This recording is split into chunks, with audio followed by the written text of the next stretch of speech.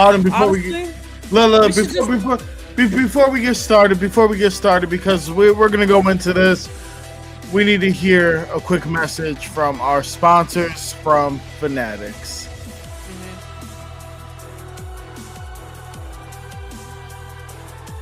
Fanatics isn't just our name, it's who we are. Loyal, passionate fans dedicated to our favorite teams and the sports we love. That's why we're honored to be able to offer fans the world's largest collection of sports apparel and jerseys from all over the leagues, teams, and players you love. We feature a wide selection of gear from every league, including the NFL, MLB, NBA, NHL, and NCAA merchandise, which allows us to serve fans from football, baseball, hockey, basketball, lacrosse, soccer, and golf, and everything else that gets your heart pumping. Go to fanatics.com by using the QR code on the screen right now to celebrate your teams.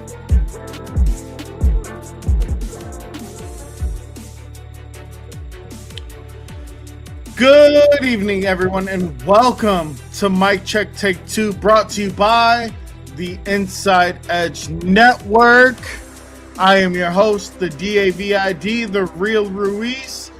And to my right, maybe your left, whatever side of the screen she's on, is everyone's favorite season, Autumn. Make sure you like, share, subscribe to us on YouTube, Facebook, X, Twitter, whatever you want to call it, Instagram at InsideEdge.net and Mic Check Take 2. Autumn! What the hell did we just witness from our Cleveland Cavaliers? I just want to say this. I'm looking into the camera. I'm looking at you, Double A. I can see you. Look in our eyes. Please stop putting me and David on. We are obviously... We're cursed. We're cursed.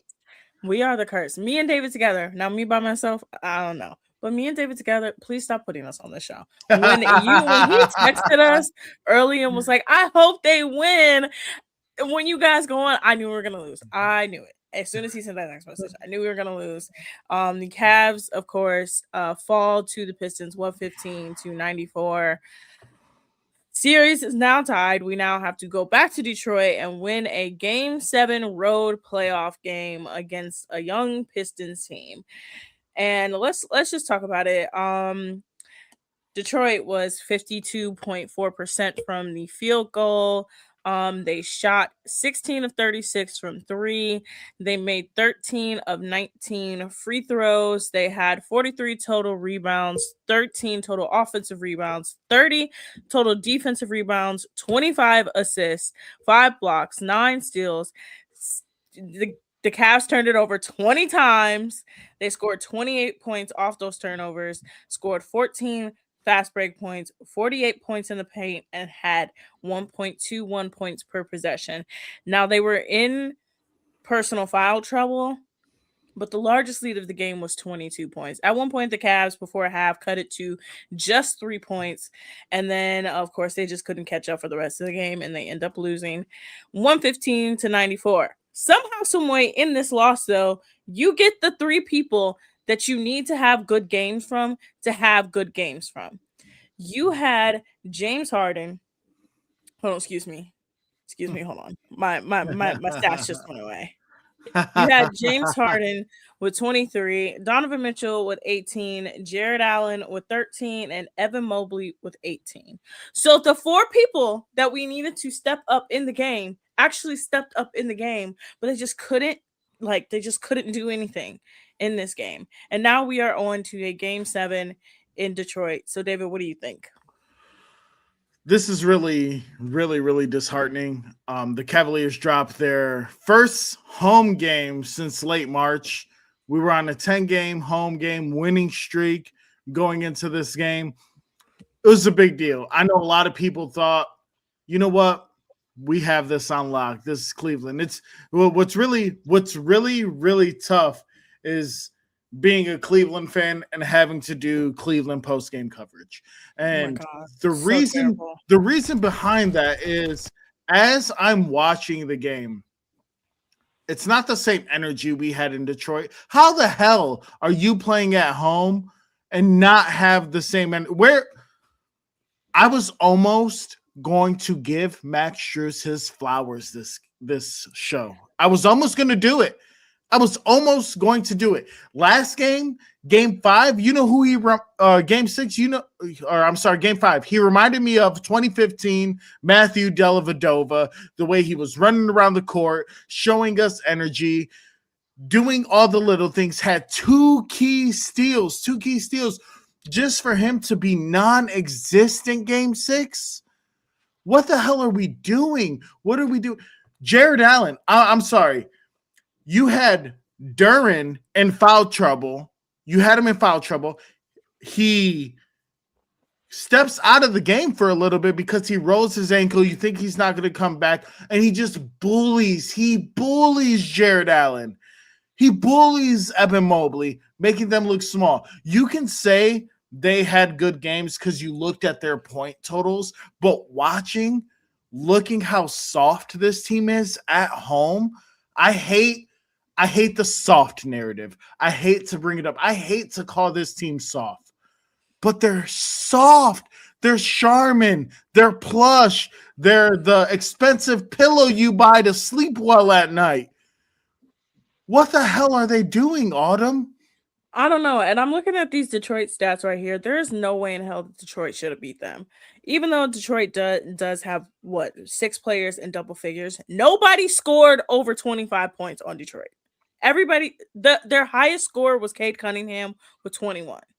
That man didn't shoot a free throw until the fourth quarter. What are we doing here? I think what's so disappointing about this team is that they take 3 steps forward, and then the next game they take 3 steps back. Like the OT game that they haven't been able to win in the playoffs on the road. They were 0-5 up to this point in the playoffs on the road. And the crazy thing is we won. They shouldn't have won that game. Oh, I know. They shouldn't have won that game. Jared Allen tripped him. You seen it. I saw it. The fans saw it. Detroit saw it. Everyone saw it. That should have been 2 free throws at the end of the game with a tenth of the second left. At this point, we pull it out of their ass and they find a way to win. But this just shows that it drives me insane because even if we find a way to climb through and beat the Detroit Pistons in Detroit, which something we already have had a hard time doing is winning on the road the entire playoffs. How the hell are we going to win in the Garden? How are we going to win at Madison Square Garden? It's Madison Square Garden. How are we going to win at Madison Square Garden if we find a way past the Pistons? You can look. The New York Knicks already lead the season 2-1 on us this season. People can say that, we didn't have James Harden in these games, etc.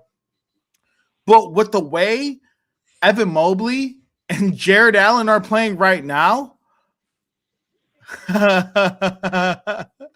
thank you so much, Double A. We would like to not do this anymore. But I'm sorry to interrupt your point, David, but no. I don't want to keep talking about them. I've spent so much energy on this team. And like I said, they take 3 steps forward, somehow take 3 steps back to the next game. They find ways to lose. They barely find ways to win. I just think at this point, if they win or if they lose, I love them. I'll be there with you, but I cannot do it anymore. I can't watch this team anymore. It genuinely, it hurts me to watch them. If Duren is putting the moves on Jared Allen and Mobley, if he's the one doing it, I get it. He's an all-star. I get it. How are they supposed to defend someone that can spread the floor and dominate from the mid-range and can score in the paint like Karl Anthony Towns? How are we supposed to defend that? Honestly, I don't even know at this point. I'm just at a point with them where I'm like I saw the score and I was like, yep, that makes sense. We can talk about the mental errors. We can talk about, like, for instance, in the first half, we had Dennis Schroeder in the game. I get a lot of the team was in foul trouble, but that doesn't matter. You have Dennis Schroeder in the game, back-to-back possessions. Dennis Schroeder has multiple dribbling violations. He had a double They don't dribble. know how to dribble. He They had don't a know how double to dribble dribble. and a travel in back-to-back possessions. That's 2 turnovers. Given what James Harden, last time I looked, he had 8 turnovers in the fourth quarter alone. He had 8 turnovers alone. Given that's, I preach about this because we know what we get from James Harden. We're gonna get the points.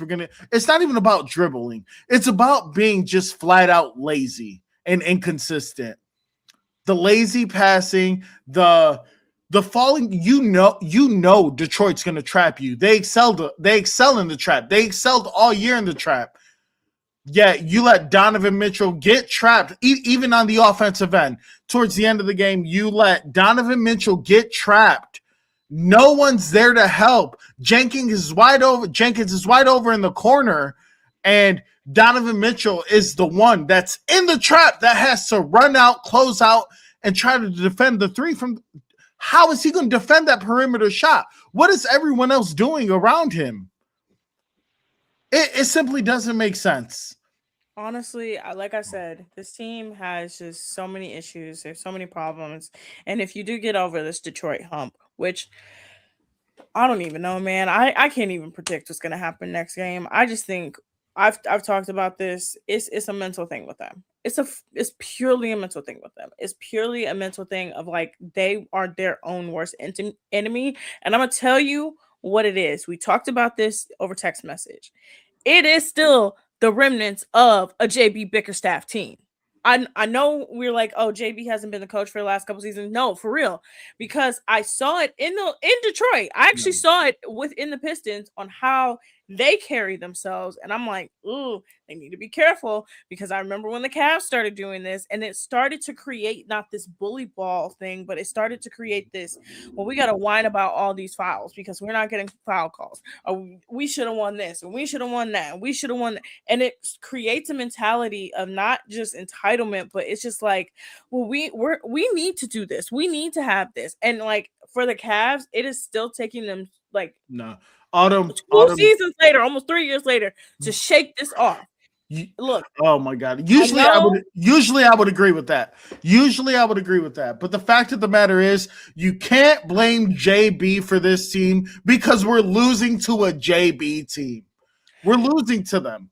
I said, it's one thing you can say there's remnants. Pistons too. No, you can see it in the Pistons too. The Pistons have this mentality of like they have a bit of a softness in there. Yes, they're bullying Evan Mobley like crazy and Jared Allen, but they picked up the bad JB Bickerstaff habits too. And if they're not careful, they can become the Cavs of right now.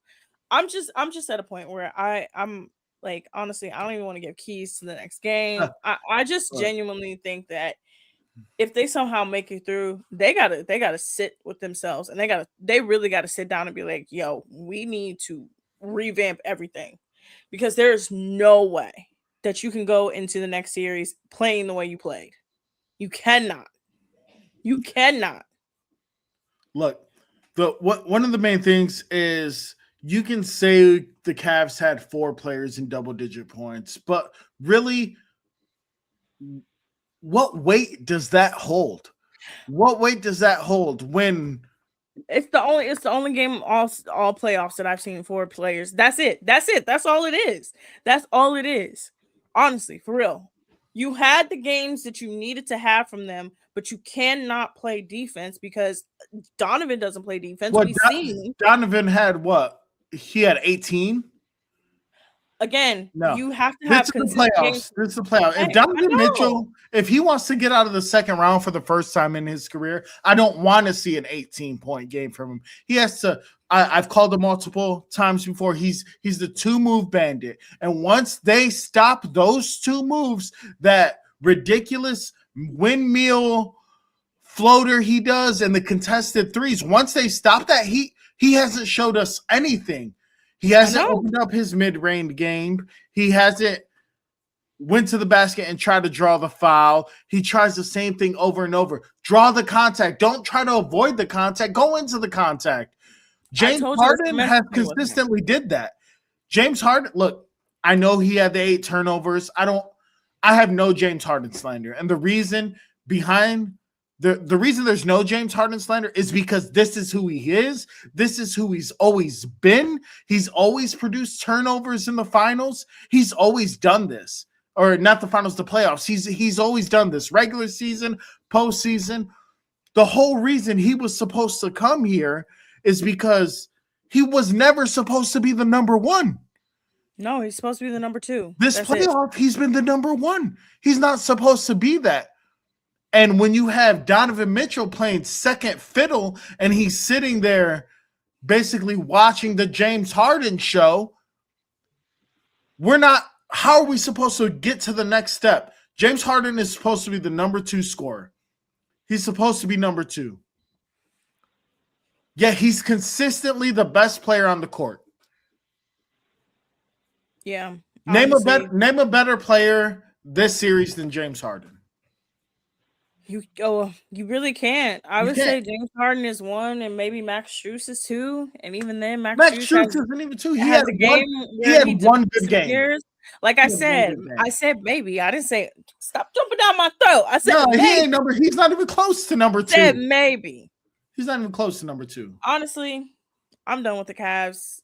If they win, they win. If they lose, they lose. Whatever. I'm done with them. I don't even want to get keys to the game. We know what they need to do to win. Like I said, after the last time we came on after a loss, I'm through saying the same things.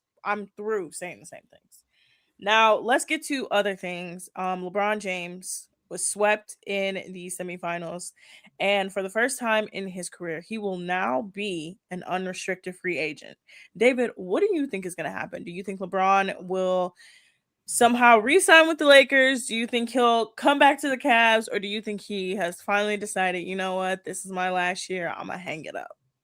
Now, mind you, LeBron was the third option on his team at 41 years old, and still a much better player than a lot of these guys that's in the NBA right now. So what do you think? Well, honestly, in the playoffs, LeBron was number 1 option. During the regular season, he was, until Luka got hurt against the Oklahoma City Thunder in the regular season, he may have been the number 2. Ever since then, he was the number 1 option. I've stated this previously on previous shows. His basketball IQ is still the best in the league. Not even close. When you're watching the Cavs game, or you're watching tonight, after the Cavs game, when you're watching the Spurs and you're watching the Timberwolves, it's really hard to compare anyone with that IQ. Doesn't matter what team you're watching. When I was watching the last series against the Rockets, it was obvious he was the best player on the court, even though Kevin Durant went down, etc. The things he was able to do and the decisions he was able to make is just eons above everyone else. And that's not bias. That's not me being a Cleveland fan. That's not me being a LeBron fan or thinking LeBron's the GOAT. At the end of the day, all you have to do is watch the film. Don't watch the highlights. The highlights are going to only show you the good things. Watch the film, because a lot of people get caught up in highlights with LeBron, but they fail to actually watch game-to-game situations. They either love LeBron for the highlights or hate him for his lowlights and come up with a bunch of different reasons on why LeBron's an issue or the GOAT. At the end of the day, it's his IQ. LeBron's going to continue in the league. There's no reason for him to retire right now. He's going to want to play with Bryce. He's still able to do it. He had the opportunity and has the opportunity to play with Bronny right now. And before this game, I really could see LeBron coming back to Cleveland. I could see that. Who's our 3? Who's our 3? We don't have a 3. We don't have a small forward. And when you watch the Cavs play right now with all the nonsense and the turnovers that they continuously produce game after game, possession after possession, when you have LeBron on that court, those turnovers find a way to subside. They find a way to go down. And that's all basketball IQ. He makes everyone else around him better. I really hope LeBron decides to come back to Cleveland next year. Whether we win or lose this series, in all reality, I've been saying this for the last 2 seasons. A small forward like him is the missing piece. Doesn't matter if it is LeBron, but we need a small forward that's able to be a playmaker and play off the ball. They're not going to be the number one. And it's the perfect situation for LeBron. He doesn't want to play number one. Cleveland needs a 3. Why not come home? Why not come for one more season? Honestly, I think it would. I think it would make perfect sense. The Cavs are kind of set up in a way where you can just like plug him in, and then it would give them the extra jolt that they kind of need, that we see, of course, as we've talked about. But honestly, I think he's gonna play for a couple more seasons. I give it 2 more seasons. LeBron is still in excellent shape. He is still a great basketball mind. He can still shoot. He doesn't have his legs under him like a lot of older players did around his age. He's hasn't had a lot of injury concerns in his career. He's only been hurt really twice really in his career, and both those times were with the Lakers. So I can see him actually coming back to Cleveland, kind of ending it here and kind of capping it. Also, I've been seeing somewhere, for some reason, everybody's like LeBron's longest tenure has been in LA. No, it's not. It's been in Cleveland.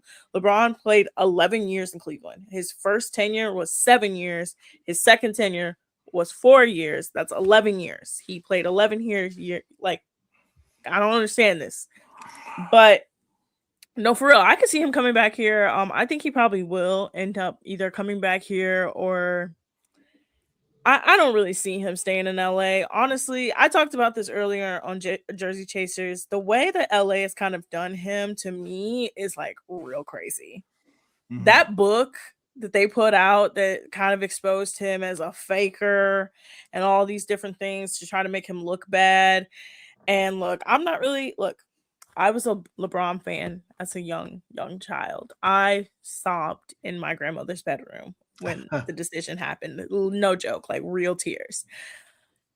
The way that he is talked about in LA is crazy. The way they talk about him in that city is crazy. Well, look, LA can talk about LeBron as much as they want. He's won them a ring.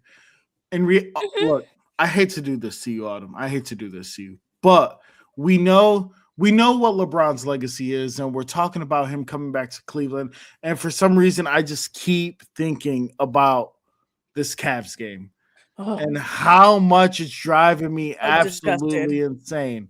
And look, we can talk about how the narrative is going to spin, and it's going to be like, what's James Harden's legacy if he loses this series, and what kind of things we're going to see from him. But at the end of the day, in the last 2 games, Donovan Mitchell has shot 13 for 38 from the floor at 34.2%. He shot 3 for 14 from 3 at 21.4%. And he's at what, minus 29? It really, this isn't about James Harden's legacy. This isn't about if LeBron comes back, what's LeBron's legacy?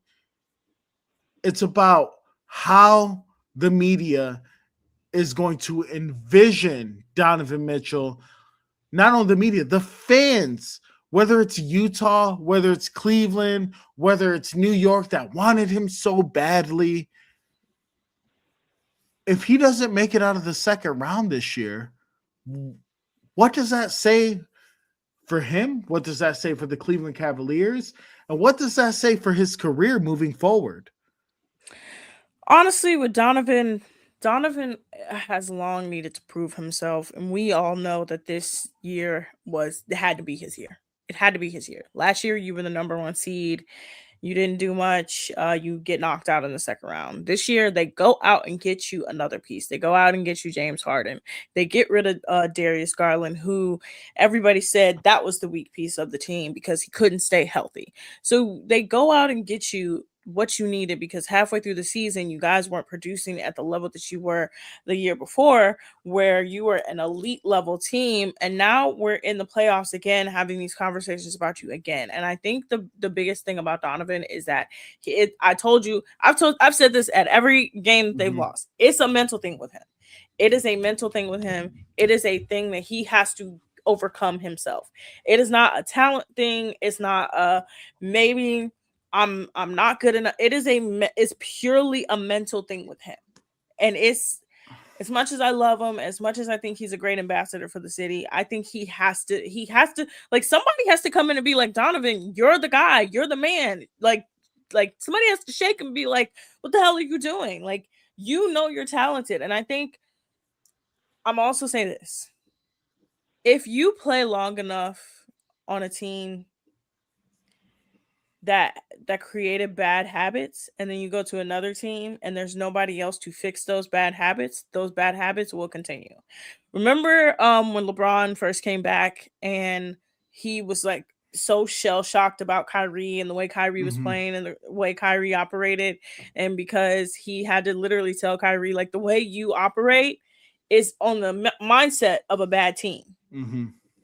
If you're operating in the mindset of a bad team, if you're operating in the mindset of, well, I got to get through at least the first round, the second round, and you're constantly operating on that, you're not thinking in the right now, you're thinking ahead. And I think that's what this team is doing. I think they're constantly thinking in ahead.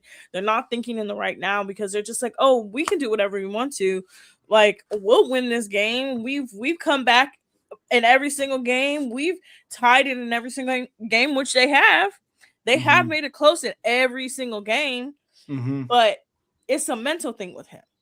He spent his entire first half of his career in Utah, and they didn't correct shit in Utah. Right. They didn't do any, he didn't have anything, like, honestly, Utah was the one that created the bad habits, and then he comes here and he has a coach like JB Bickerstaff, which builds off the bad habits. And then last year he finally gets a coach that's like, okay, I'm going to challenge you on your bad habits, but then they kind of revert back to the bad habits.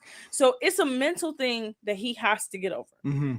Real quick, Autumn, I just want to give the fans a quick update. The San Antonio Spurs at the end of the first lead the Minnesota Timberwolves 36-27 at the end of the first. Game's leading scorer, Stephon Castle, with 14 points. He's 3 from 3 from beyond the arc. And that's another series that's coming up, and another series that I'm scared to see who wins, seeing who comes out of the West, even though I think it's going to be OKC.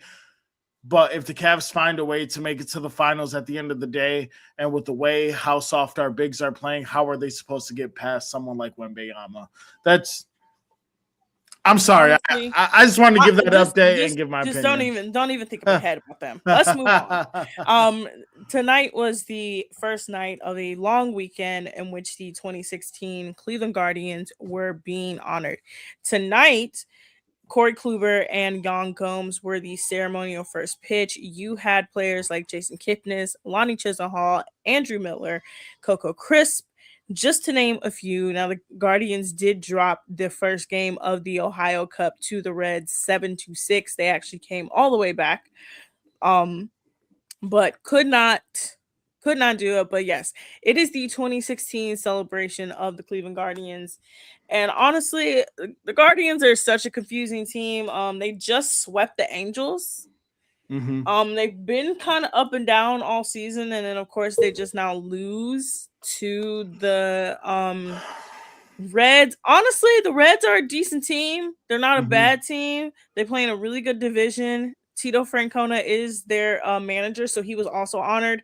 But it's just such a weird weekend, because like the Reds really had nothing to do with that year. They really were just kind of like I don't even know why they chose this weekend, but hey, they chose this weekend. But hold on, let me see who else. Yeah, it was Jason Kipnis, Coco Crisp, Lonnie Chisenhall, Brandon Geyer.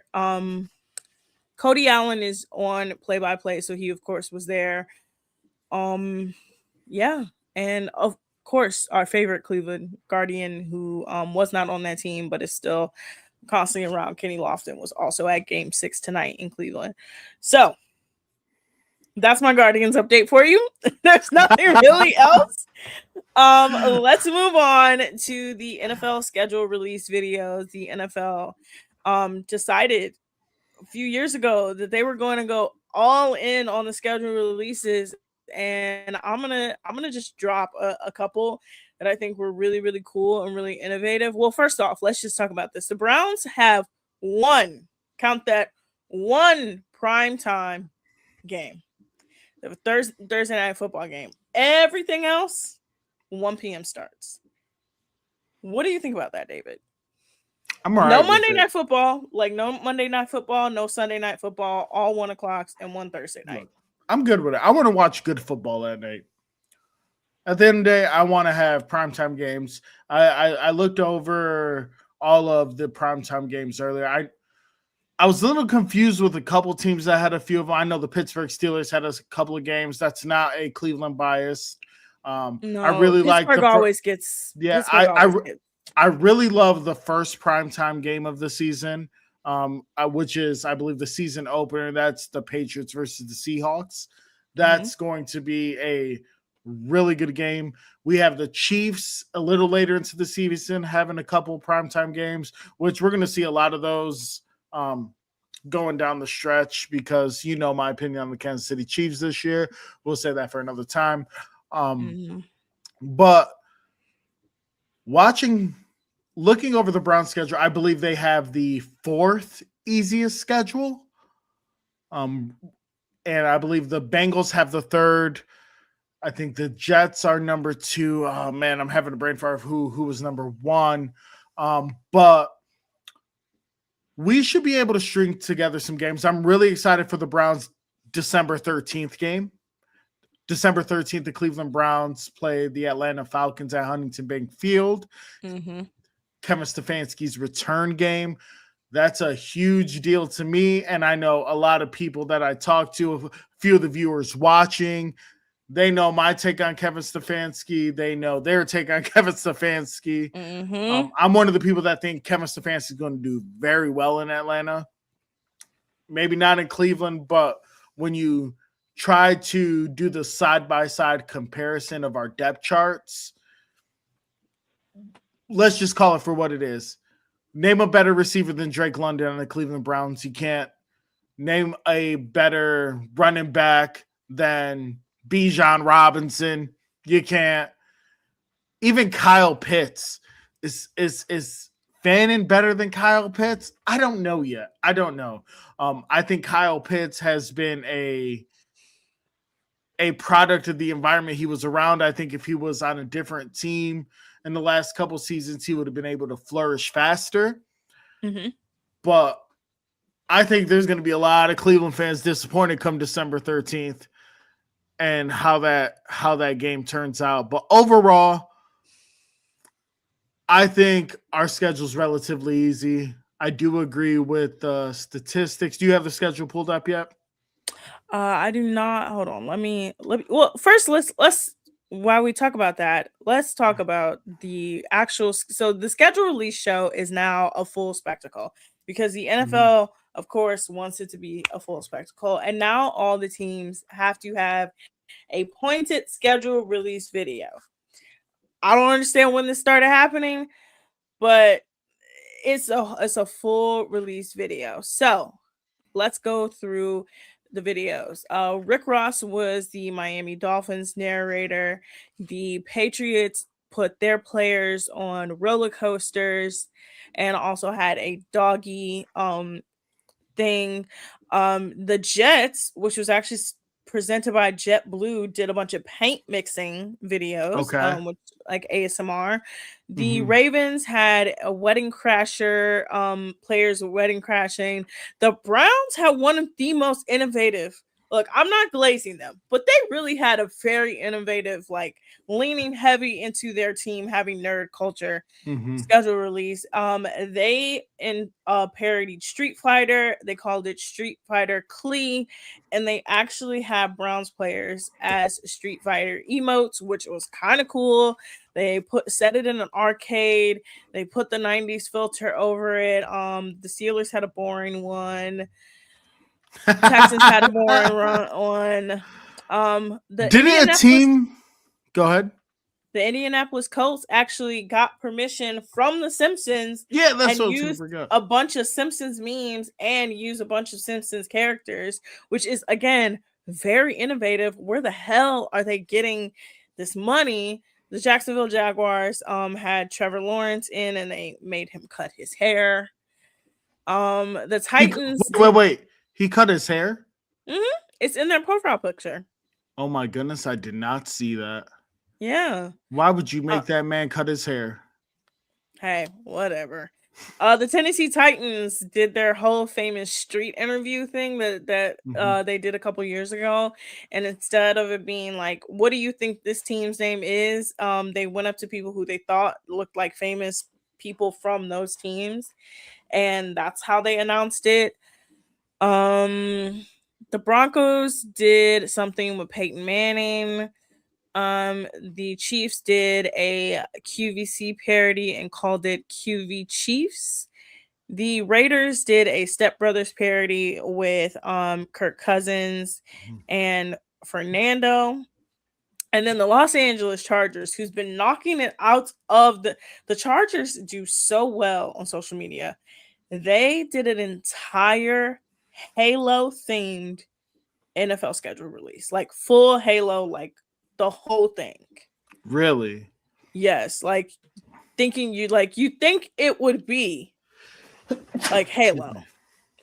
The Giants had their players go to famous New York museums. The Philadelphia Eagles had a boardroom meeting, and it was Jalen Hurts, Saquon Barkley, and a lot of their offense. The Commanders, they had a science experiment. The Bears are the Bears. A lot of these were just really boring. I'm not even gonna lie. Oh, the Vikings had Chris Jericho in that stupid list. Stupid. Yes. Mm-hmm. Autumn. Absolutely. Autumn. 100%. I hated it. You just made the list. Absolutely. I'll make that stupid ass list. And the Saints used former Today Show anchor Hoda Kotb. And honestly, some of these were just like, I'm bored. I'm bored out of my mind. Look, I really like. I think the Browns. I think the Browns and the Colts and the Chargers knocked it out the park. Yeah, so I know the Chargers actually took jabs at the 49ers during theirs. I know I questioned it when you were saying it, but then I remembered actually watching it. A lot of people don't know. My second team is the Chargers. Browns fan at heart, but I'm a huge Chargers fan. Been a fan of the Chargers since Phillip Rivers, LaDainian Tomlinson, Antonio Gates. And honestly, that's a thanks to Madden, because I didn't watch Charger games when I was young. I didn't watch them. I'm not going to sit here. I'm not going to hold you. I'm not going to sit here and lie to you. But I used to play Madden 04 to be exact, on the GameCube. And I used to play as the Chargers, and I used to dominate as the Chargers. And that's the only team I could beat 04 Michael Vick with. So that's the team I decided to use, because any gamer knows if you played Madden and you played as Mike Vick in that time, he's probably – no, not probably. He is the best Madden player of all time as a user. I'm sorry, Madden. I'm sorry, Autumn. I'm going off on a tangent about Madden. Yes, you are. I love Madden. Okay, I play Madden every day during football season. When it's not football season, it helps me get my fix. We have a little bit of the preseason schedule coming up. Preseason doesn't matter. It's boring. Let me continue. We also have international games. Week 1, the 49ers and the Rams will be playing in Australia. Mm-hmm. Week 3, the Ravens and the Cowboys will be playing in Rio de Janeiro in Brazil. Week 4, the Colts and Commanders will be playing, of course, in London. The Jaguars in week 5 will have their typical London game. I don't know if you guys know this, but the Jaguars play half the year in London for some reason. They'll also have another game against the Texans the week after that in week 6. Week 7, the Steelers will travel to France. It'll be the NFL's first game in France. They will play the Saints, which actually makes sense. I was like, why are they playing the Saints? And then I remembered that when I went to New Orleans last year, everything in New Orleans is French. Everything in that city is French. The Bengals 2 weeks later will be playing the Falcons in Madrid in Spain. The Patriots will play the Lions in Germany, and then to wrap it up in week 11, the Vikings will play the 49ers in Mexico. What? I'm so sorry. What? Don't the Bengals play? The Bengals play in Spain, right? Yes, they play in Madrid. What's really cool about that is Joe Burrow requested that last season. And he's like, I want to play overseas. Hopefully he's healthy enough. He can say it all he wants, but he has to be healthy enough to play the game overseas. But they granted his wish. Why are you looking at me like that, Autumn? Look, we've talked about Joe Burrow. We've talked about him enough. But again, this is from week 1 through 11 weeks of the NFL season. They will play in almost every major continent except for Asia. And I think next year we will have an Asia game. In 2027, I think we will have an Asia game. I think particularly we will have a South Korean game. South Korea? South Korea. And I'm going to tell you why it's going to be a South Korea game. I need to hear it.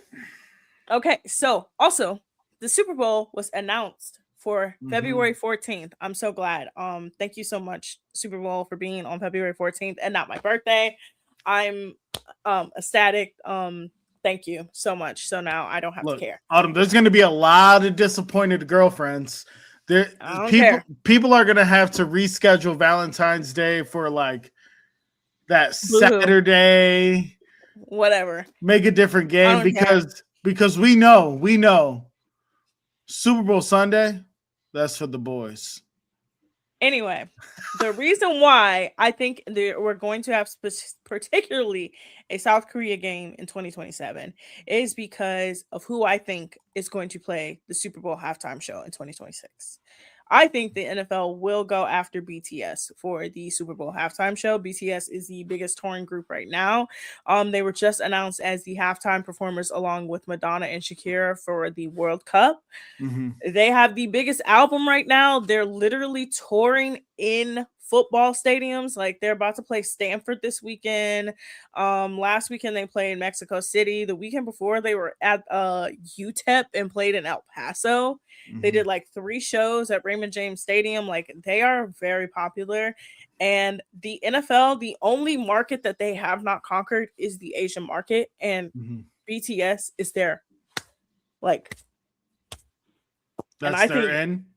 That's their end. So if they want to have, and then also I have to mention this is because I really have gone on a South Korea tangent. South Korea is one of those countries where they like the branding of things. Like, for example, like UFC is big in South Korea, but not like the fighting, just the brand UFC. Like they sell clothes with UFC. They sell clothes with National Geographic and Jeep and all of that. And the NFL is the only entity that I don't see over there. The NBA is very big over there. MLB, humongous. MLB is humongous in South Korea. And I think the NFL, with having games in Europe, of course, Paris, Madrid, Germany, now Australia, I think they want to conquer Asia next, I'm- and South Korea. I'm really curious about what teams these over, because there's only a selected few organizations that have been going overseas. Oh, I'll tell and- you who's gonna go. It's No, gonna be the not 40 not what teams are gonna go. What fan bases develop overseas? Because they create Browns backgrounds. They're The huge. Browns are huge Mhm. overseas. They are humongous, particularly in Britain. I don't know what the hell happened in Britain, but they also embrace the Browns. I'm trying to think. From a lot of TikTok videos, ironically enough, I've seen a lot of Philly fans. Really crazy. A lot of Philly fans in South Korea. I hate Philly fans. They are an interesting bunch, but I think after the 2026 international games, I think they're gonna pick BTS as the headliners for the Super Bowl. Yes, BTS, that band for the Super Bowl, and I think that's going to be their leeway into being like, hey, South Korea, hey, we know the NBA's big over here, we know MLB's big over here, let's try the NFL, and they have enough stadiums to do it. I don't want that for the Super Bowl halftime show. I don't. BTS are great performers. No. You need to. No. They are immaculate performers. Well, I want. Look, we've had Spanish. We've had hip You're hop. Puerto Rican. I'm not saying anything negative. Look, we've had. Look, hear me out. Hear me out. BTS, This is what I'm saying. look. BTS No. isn't just a South Korean. I don't want to Like, listen to they're not- K-pop. I don't want to listen to K-pop. Hey, no knock until you try it. Look, I said no. the same thing. Look, I don't watch the K-pop Demon Hunters. I don't want any of this. We've had Spanish, we've had hip hop, we've had country, we've had rock, we've had pop. K-pop is the only one left, and K-pop. No. There's two kinds of Super Bowl halftime shows I want to see. Number one on my list, okay. I want to see an emo night halftime show. Oh, that's next. That's after K-pop. No. I need that now. I need them to play Ohio's for Lovers. I need Pierce of the Veil. I need Blink 182. You need a Fallout Boy. I need Fallout Boy. I need all of it. Green Day played the pre-show last year. They played pre-Super Bowl last year. No, we don't want the pre-show. Make it mainstream. I know. And number two, because of this man's catalog of work. I swear he can perform. No, not Drake. Even though I wouldn't be opposed to a Drake halftime show. The man just dropped 3 albums, and there's some bangers on there already. Hey, you can love it or hate it. Checked. I want you to get your Nah, I've heard it. It's Look, terrible. all summer long. Don't listen to it, y'all. Look, It's all summer tried it. long. I was Trust falling me. asleep. Trust me. What are the 3 albums? One of them's Habibti, one of them's Iceman, and one of them's Maid of Honor. Put all 3 of those first letters together. What does that spell? Him. He is him. He came out. He dropped 3 albums in a day, and he's ready. He's ready to take over the summer, and he is. But no, the number 2 on my list, it's Chris Brown. Oh, look, it's Chris Brown. You're gonna tell me you don't want a Chris Brown halftime show? No, I'm gonna tell you why. Why I'm not? gonna tell you why. I'm gonna look y'all dead in the face. I was a huge Chris Brown fan as a young girl. At 10 years old, I discovered Chris Brown when he was just 15. At 18 years old, I was like, this shit all sounds the same. At 31, you can get Crash Bandicoot out of here. All right? Crash Bandicoot. That's how he fucking dances, like Crash Bandicoot. Man. I'm gonna get back to the NFL. I don't even want to hear Chris Brown. Look, get Crash Bandicoot. You have no. I'm gonna be real serious. The NFL would never pick him as a halftime show performer because he is a literal liability to like sponsors.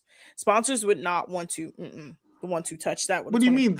They have literal convicted felons and killers in their leagues. I know, you think they right? care about who's doing the halftime show? They actually do. The halftime show. It's all in charge. Show for the Super Bowl generates billions, not millions, billions of dollars for them. No, absolutely not. That would mess with sponsorship so bad. I don't think so. I don't think so. Let me continue with the NFL release schedule. We also got the holiday release schedule.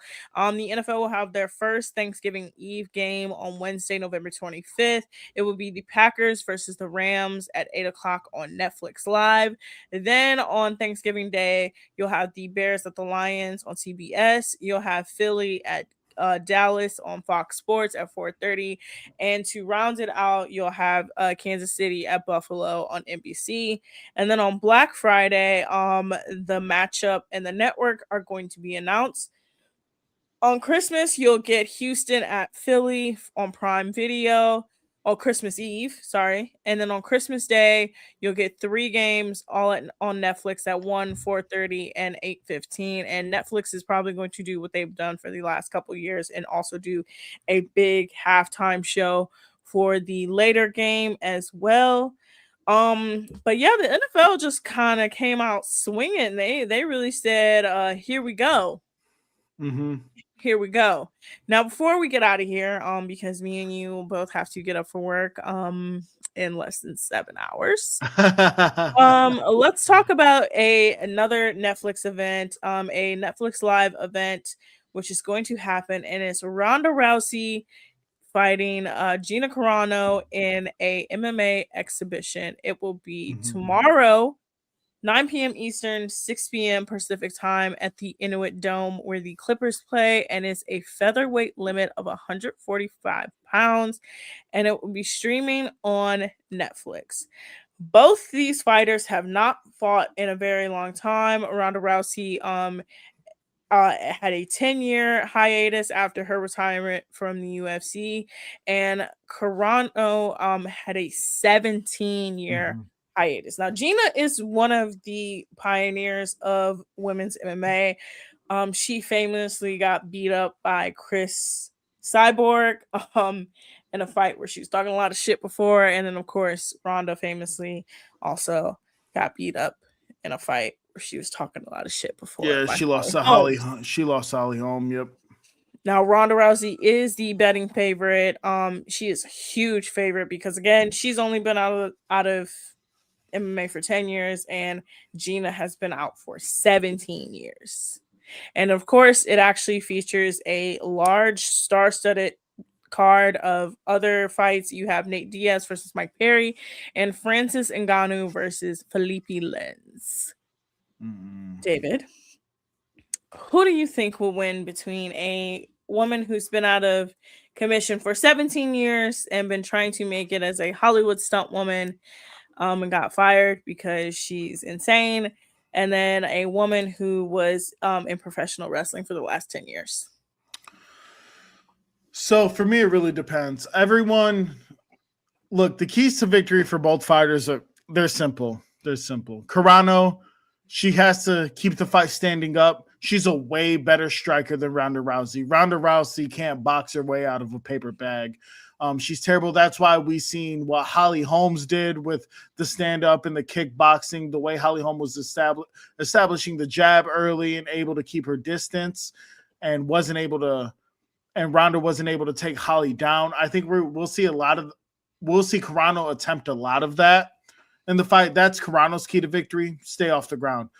The difference is that Carano has a good ground and pound game.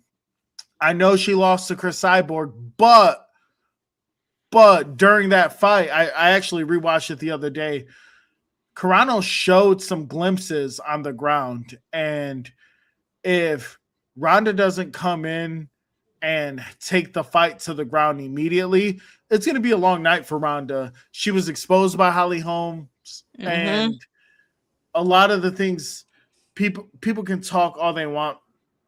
I hate how she says that she's the best female fighter of all time or the best female MMA fighter of all time when that's Chris Cyborg literally exists. Like Chris Cyborg literally exists. I'm talking about Ronda Rousey, but it's not even Chris Cyborg. Everybody's forgetting about Amanda. I'm saying Amanda Serrano. Yeah, Amanda Serrano. Yeah. No, Nunes. Amanda Serrano's she's the boxer. No, Nunes. Mm-hmm. Nunes is the best female fighter ever. There's a reason they all dodged her towards the end of her career. And you can't sit here and sit on Netflix and saying you're not going to call Carano a cunt and pull her hair because it's going to make it trashy. Those are words out of Ronda Rousey's mouth when the only thing you've been doing for the last 10 years is cutting promos. You're not going to sit there and cut a promo in a face-to-face.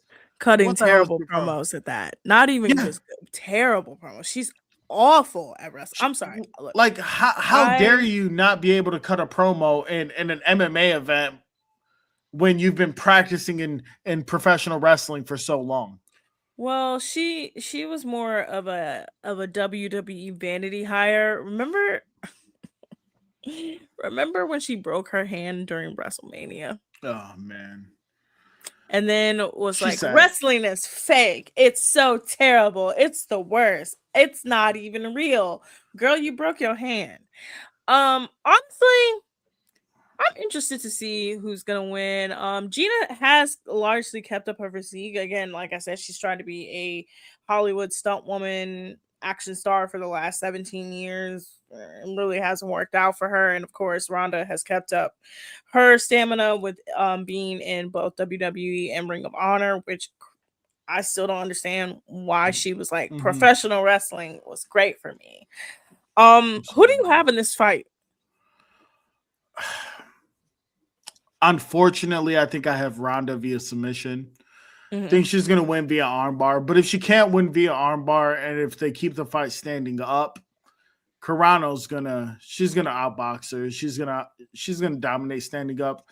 We also, you mentioned before, we have Francis Ngannou making his MMA return.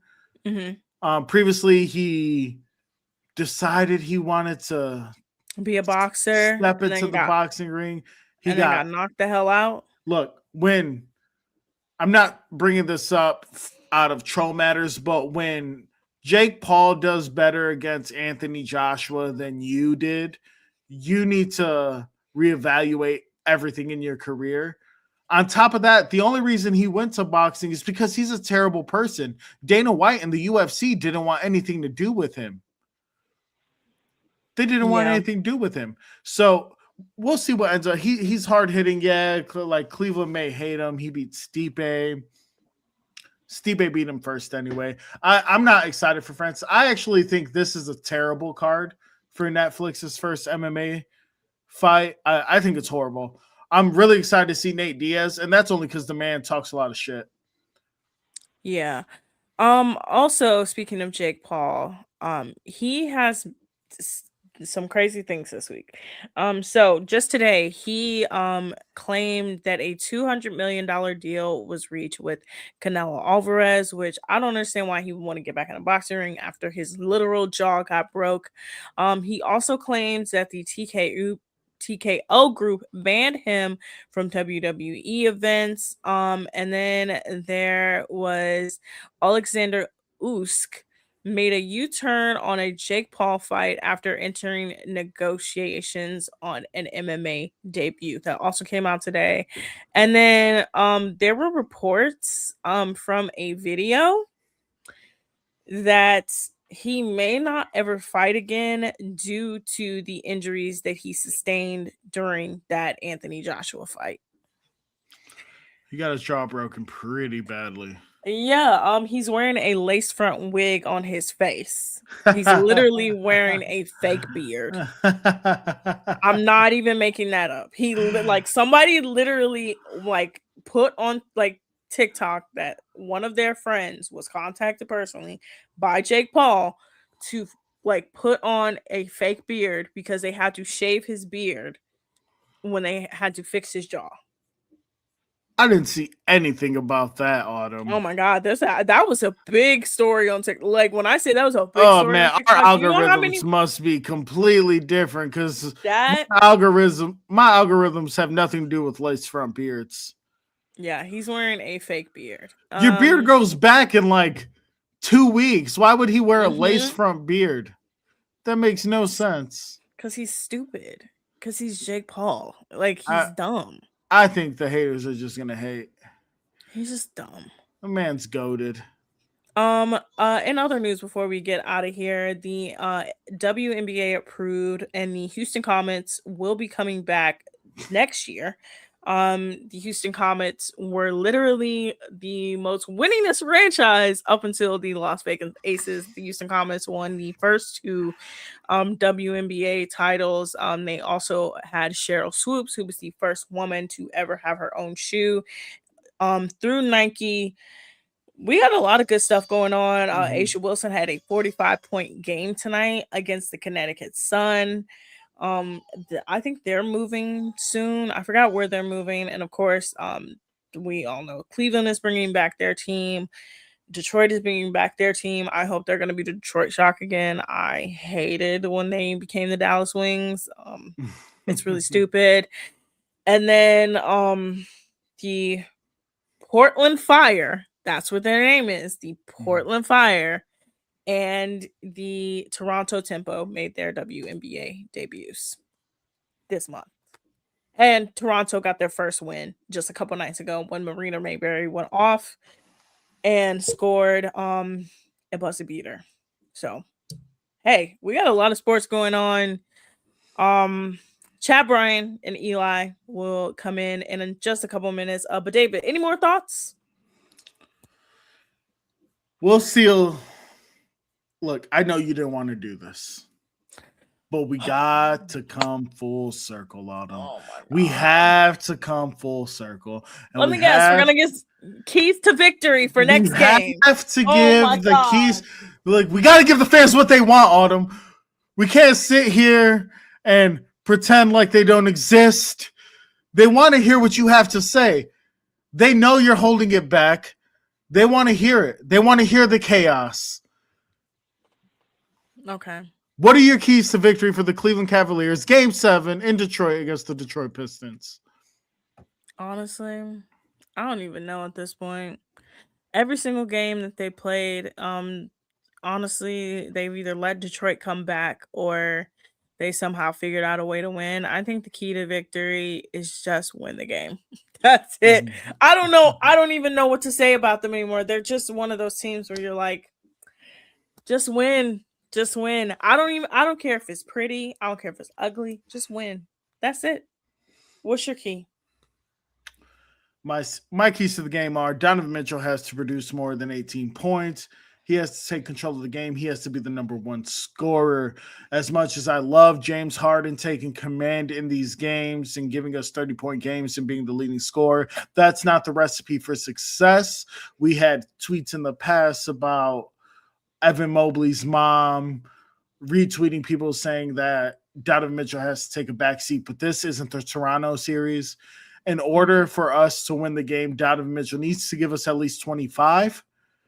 Harden needs to give us at least 25, and we need a double-double from both of our bigs. This is game 7. This is the real deal. You've won once at home. Do not make stupid mistakes. Protect the ball. I know we've been talking about turnovers for a long time now. You need to protect the ball, make smart decisions, and it should be a relatively easy victory in Detroit if we can do that. Yeah. Anything else? I'm gonna say one thing. If you like hockey romance, audience, and you want to see some decent hockey on screen, watch Off Campus on Amazon Prime. I just finished it. I liked it. It was actually cool. It's not like Heat of Rivalry. Well, actually, there's a lot of but. But it's a romance. It's a romance. You just said but. All Right, right, Autumn. Any more things before Chad and Eli take over? No, Chad and Eli are going to take over. They're going to have a great show here after Mic Check Take 2. I'm pretty sure they're going to continue with post-game coverage, let you guys know all the details and facts. Stay tuned. I'm really excited for their show. And again, make sure you like, share, subscribe, YouTube, Facebook, Instagram, Twitter, X, everything, whatever you want to call it. At Twitch. You like gaming? Do Twitch. Again, that's Mic Check Take 2 and InsideEdge.net. Stay tuned, everyone. Chad and Eli are coming right after this. Bye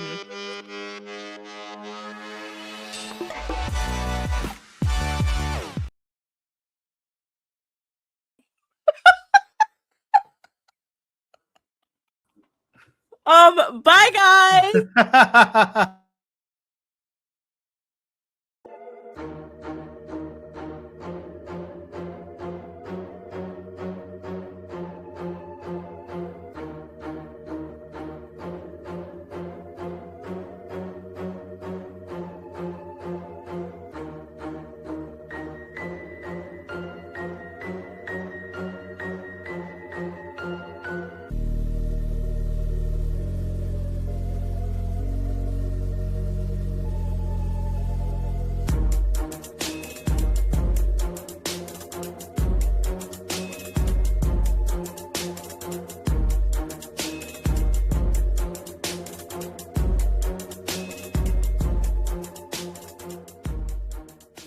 Fanatics isn't just our name, it's who we are. Loyal, passionate fans dedicated to our favorite teams and to the sports we love. That's why we're honored to be able to offer fans the world's largest collection of official sports apparel and sports jerseys from all the leagues, teams, and players you love.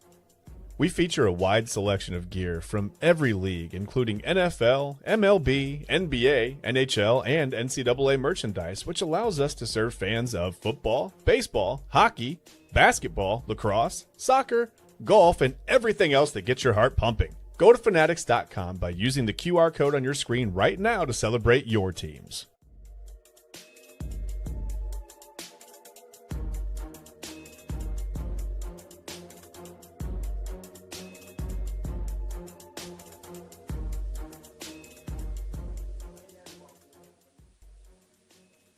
And welcome in, everybody, to another edition of Inside Edge Primetime here on the Inside Edge Network. Chad Bryan to my right, your right. I am Eli Moon. Chad, we're rocking and rolling. A very, very sad day if you're a Cavaliers fan. As you can tell, I'm wearing my Denzel Ward jersey. Dusted it off because the Browns have not let me down this week. In fact, they've made us pretty happy. They released their schedule, and that's all they've really done this week, Chad. So we're not doing too bad there. First off, yeah, I forgot to unmute you because the Cavs just have me so upset, pal. I muted myself. It wasn't even you. Okay, I was like, he muted again. I'm just very disappointed, pal. Let's just start there. I hope you're doing well, but I'd imagine you're not doing too hot after these Cavaliers. They fall in Cleveland, their first home loss of the season, and just a disappointing thing here because it's like, okay, this was the opportunity to get your first Eastern Conference Finals berth, or Eastern Conference Finals, that is, since 2018. And they just looked uninspired the entire evening. I mean, I get it. They had a few moments here or there, but it just got out of hand, and the Cavs were never able to recover. I just don't understand. It seems like this team just loves making it difficult on them. You know, Game 7 against Toronto, you can't get it done in Game 6 in Toronto. So now the same thing, except for now you can't get it done in Cleveland. I don't know. I don't know what to make of it. Chad, what are your thoughts on this game? I don't know. They just looked so tight the whole game. They looked, bothered and not at home. They looked like they were playing a road game. I don't know if it's nerves. I don't know if it's I don't know what it is. I mean, it wasn't really anything the Pistons did. Just like Double A sent us the tweet, man. It said, nobody beats the Cavs like the Cavs. They undo themselves, man. I mean, I'm looking at the stats, and I cannot believe that the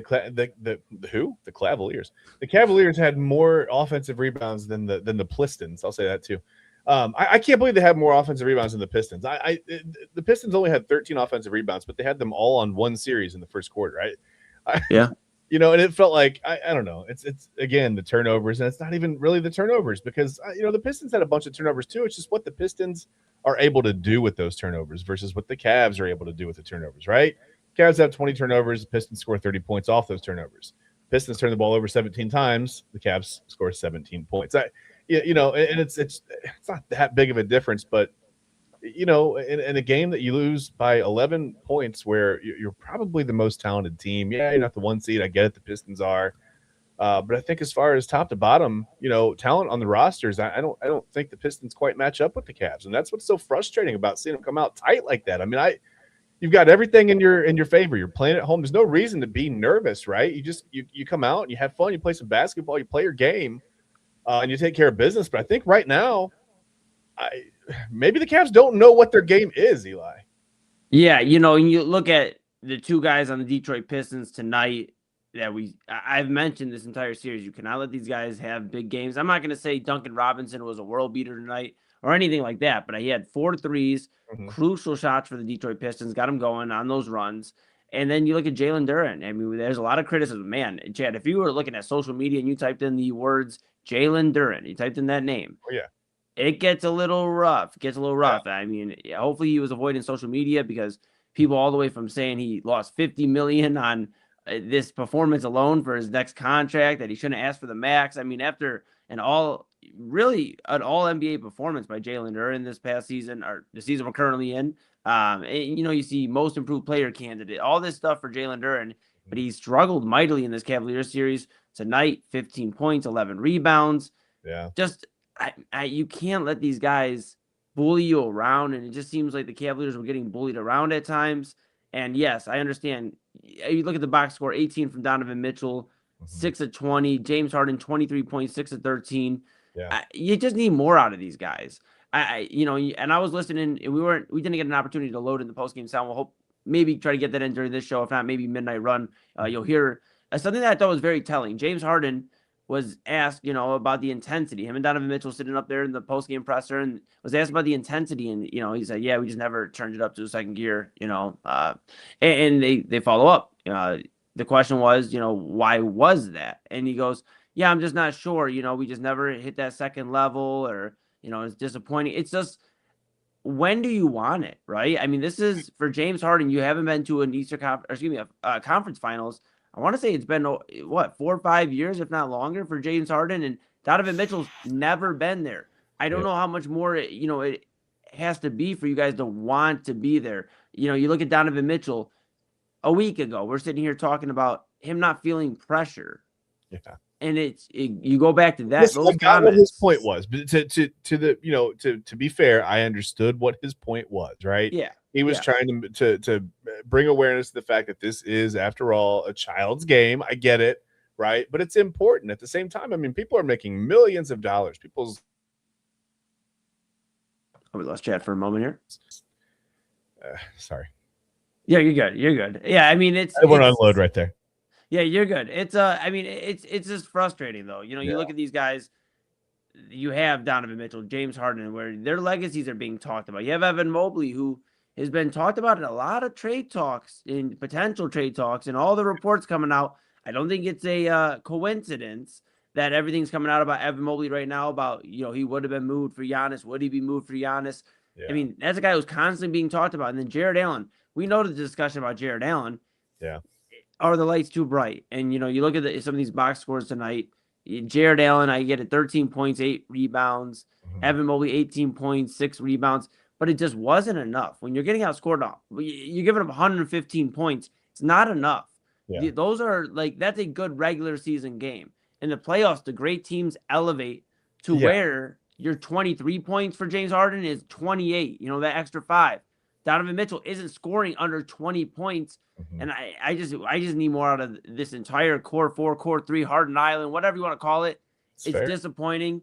You look at the role players for the Detroit Pistons outscored the Cleveland Cavaliers, Donovan Mitchell and Evan Mobley tonight. I mean, by 9 points. Yeah. I mean, I get it. You could add up all the bench players and say, well, that's, 4 or 5 guys as opposed to 2. That should never happen. That should absolutely never happen. Well, it's just disappointing. Yeah, and you brought up Duncan Robinson and Jalen Duren, and just 2 examples between them. Yeah, not world beaters, 29 points, but 0 turnovers, right, between the 2 of them as well. And I think that's where the difference lies. It's they're making plays, they're making shots, they're knocking down threes, they're doing what you want your role players to do, which is why they're there, which is why they're on the floor, right? We talked about Sam Merrill doing all the little things right. And I he didn't play badly, but it's just when you're not getting, what you expect from a group of players that you're going to call your core 4 or whatever, core more, because it's somebody new, whatever. I didn't mean to make up a new one. That was kind of dumb anyway, but I don't know, when you're not getting the contributions that you expect out of a guy like Donovan Mitchell or James Harden. I mean, James Harden with 8 more turnovers tonight. You know, and I know everything was fine in Game 5. They won on the road, but we talked about it. I want to say they were lucky, but they were very fortunate, Eli, to win that Game 5. They didn't really outplay Detroit. They outplayed them at the right time, right? They got hot down the stretch, and they were able to tie it up and head into – and it just – I don't know. It's the same problems, though. The same problems exist, and I really don't understand the lack of intensity or the lack of whatever. The second gear comment, I didn't hear that, to be honest with you, but hearing you say it, just picturing James Harden, I mean, you're a 17-year veteran. If you don't know by now how to – and really you've been here long enough if you're James Harden. You've been in Cleveland long enough. If you don't know how to get the best out of every single guy on that roster or the group as a whole or whatever it is, then I don't really know if I could ever consider you a leader. I mean, that's role player talk, right? Like, well, I don't know. I'm not sure why we couldn't crank it up. I mean, I don't expect to hear that from a guy like Donovan Mitchell or James Harden at this point. I mean, you're veterans. You should know how to not just to turn it up yourselves, but how to get the rest of the team to turn it up. I mean, different guys are different, right? Some guys need a little bit of encouragement to get going. Some guys need a little bit of a chip on their shoulder. I mean, do what you have to do to get each and every single one of these guys ready from the opening tip, not midway through the third quarter or coming out of halftime or for a 5-minute stretch, you know, at the end of the game or whatever to tie it up and go into overtime.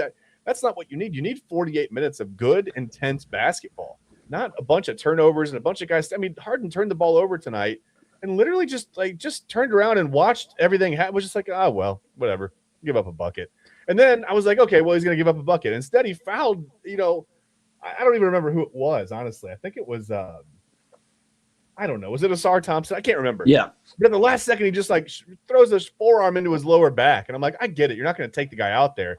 But at the same time, if you're not going to foul him and stop him from scoring, don't foul him. Just let him, whatever. Let him, you know, score a layup and try it again, man. Like, what was the point of that foul? It's just things like that are like, yeah, it's tic-tacky and it's probably – whatever, man. I'm nitpicking, but man, you can nitpick when you lose 115-94 in a game that again you could have won.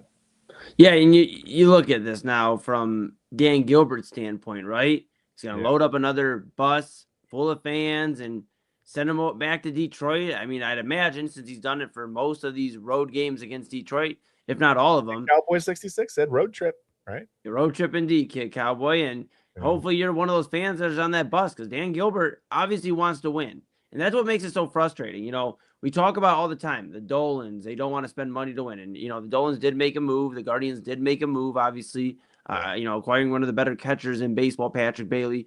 I get it. But the point still stands that when it comes to spending money, Dan Gilbert is not opposed to doing it and doing it wisely. Yeah. And you got to look at it from his standpoint. Okay, so I got to load up a whole nother bus or 4 or 5 buses of fans. Yeah. We're going to go to Detroit and hope that this team can win at Game 7. And if they don't, then he's tearing it down because Double A's brought it up on Midnight Run. Yeah. We've talked about it on this show. Why should Dan Gilbert continue to spend money on this team when they continue to give you the same result? It's ridiculous. It's like, let me give you a comparison like this, Chad. Okay. Say you're in the kitchen and you're cooking, right? I know you're a little bit better cook than I am, but so we'll say you're in the kitchen there. I'm gonna give you the nod. All but right. you're in the kitchen, right? And you're like, Eli, I can make the best grilled cheese. You just have to get me the ingredients. And I go, all right, I'll go to the store. Boom, I go to the store, I come back, I get to the ingredients. You're making, I'm chilling. Oh no, Eli, I burnt the grilled cheese. Chad, that's okay. That happens from time to time. That's like, you know, a second round exit. You just burnt the grilled cheese. Yeah. So then you're like, I just need you to go back to the store. If you believe in me, I can do this. I need more bread, need more cheese. Yeah, I got it. Yeah. Exactly. And you're like, you know, you need a little additives or whatever. You need like some butter, extra, like mayo on your bread. Yeah, doesn't matter. Not mayo, okay, but butter. You, yeah. Okay. And you know, so then I go back to the store, right? And I'm like, okay, I got this. This is for my guy Chad. I'm gonna go ahead and back to the store. I go back to the store. I get the stuff for the grilled cheese. We come back. You cook it, you burn it. Even worse. It's an embarrassing burn this time because it's like somehow the grilled cheese is just crumbling, but it's still together a little bit. So you ask me one more time after a few more, like I'm going back and forth. I'm like, dude, I can't keep doing this. I go back. I get to the grilled cheese. You start making it. And now we're at the point with this grilled cheese. for everybody following along, and thank you for following this crazy ass analogy. Chad, you're at the point now where this grilled cheese, throwing the cheese out the window because that's what the Cavs are doing right now. it is there a burnt. It is Okay. burnt. And right Okay. now, it's to the point where it's burnt to the point where there is no salvaging it. You know, you can sometimes salvage a burnt grilled cheese. This is so beyond the repair of salvaging that they're in trouble. Yeah. I just truly, truly believe that they don't have the want, the care to go win a game 7. I hope they make me eat my words. But why? Why would we believe? Why would we fool ourselves? I know we're Cavaliers fans, but why would we fool ourselves into believing this team, Chad, can go win another game in Detroit? The big talk in game 5 was they can't win on the road. They have not won a road game this postseason. They did it. Everybody's like, sick. Now we can go win game 6, handle it at home, and worry about winning road games next round. But now you got to go win another one in Detroit. Instead, you lose by 21 at home, by the way. Not just losing it, Embarrassing. by 21. I mean, right now, so you're telling me the Cavs are headed to Detroit with no bread, no butter, no cheese, no spatula, no pan, no whatever, nothing to start the oven. The starter doesn't work. They have no matches. So do you think it's possible that if they lose this game 7, some of these players might be riding some of the fan buses back to Cleveland? Chad, I'm telling you, bud. I'm telling you, and I want to pull this comment up here. Kid Cowboy says already won a 7-game series. That is correct. But also, and we appreciate you chiming in and sharing your thoughts. Thanks for being with us, Kid Cowboy. But I will tell you this. They won a 7-game series, but they only won all the games at home. They had a 4-3 swing in terms of having more home games than away games. It's a different talk this time around because they have to go win at least one in Detroit. Now, because they've done this to themselves in game 6, they have to go win another one in Detroit. And it's they haven't shown me that they have the heart to go do that either. I just don't expect that. It's crazy. It's not like I hope they come out. I don't expect them to come out on fire. I expect them to come out, the way they looked in game 6, timid, afraid to go to the rim almost. It's like Evan Mobley has these stretches where it looks like he's really focused and then he just goes away for a really long time.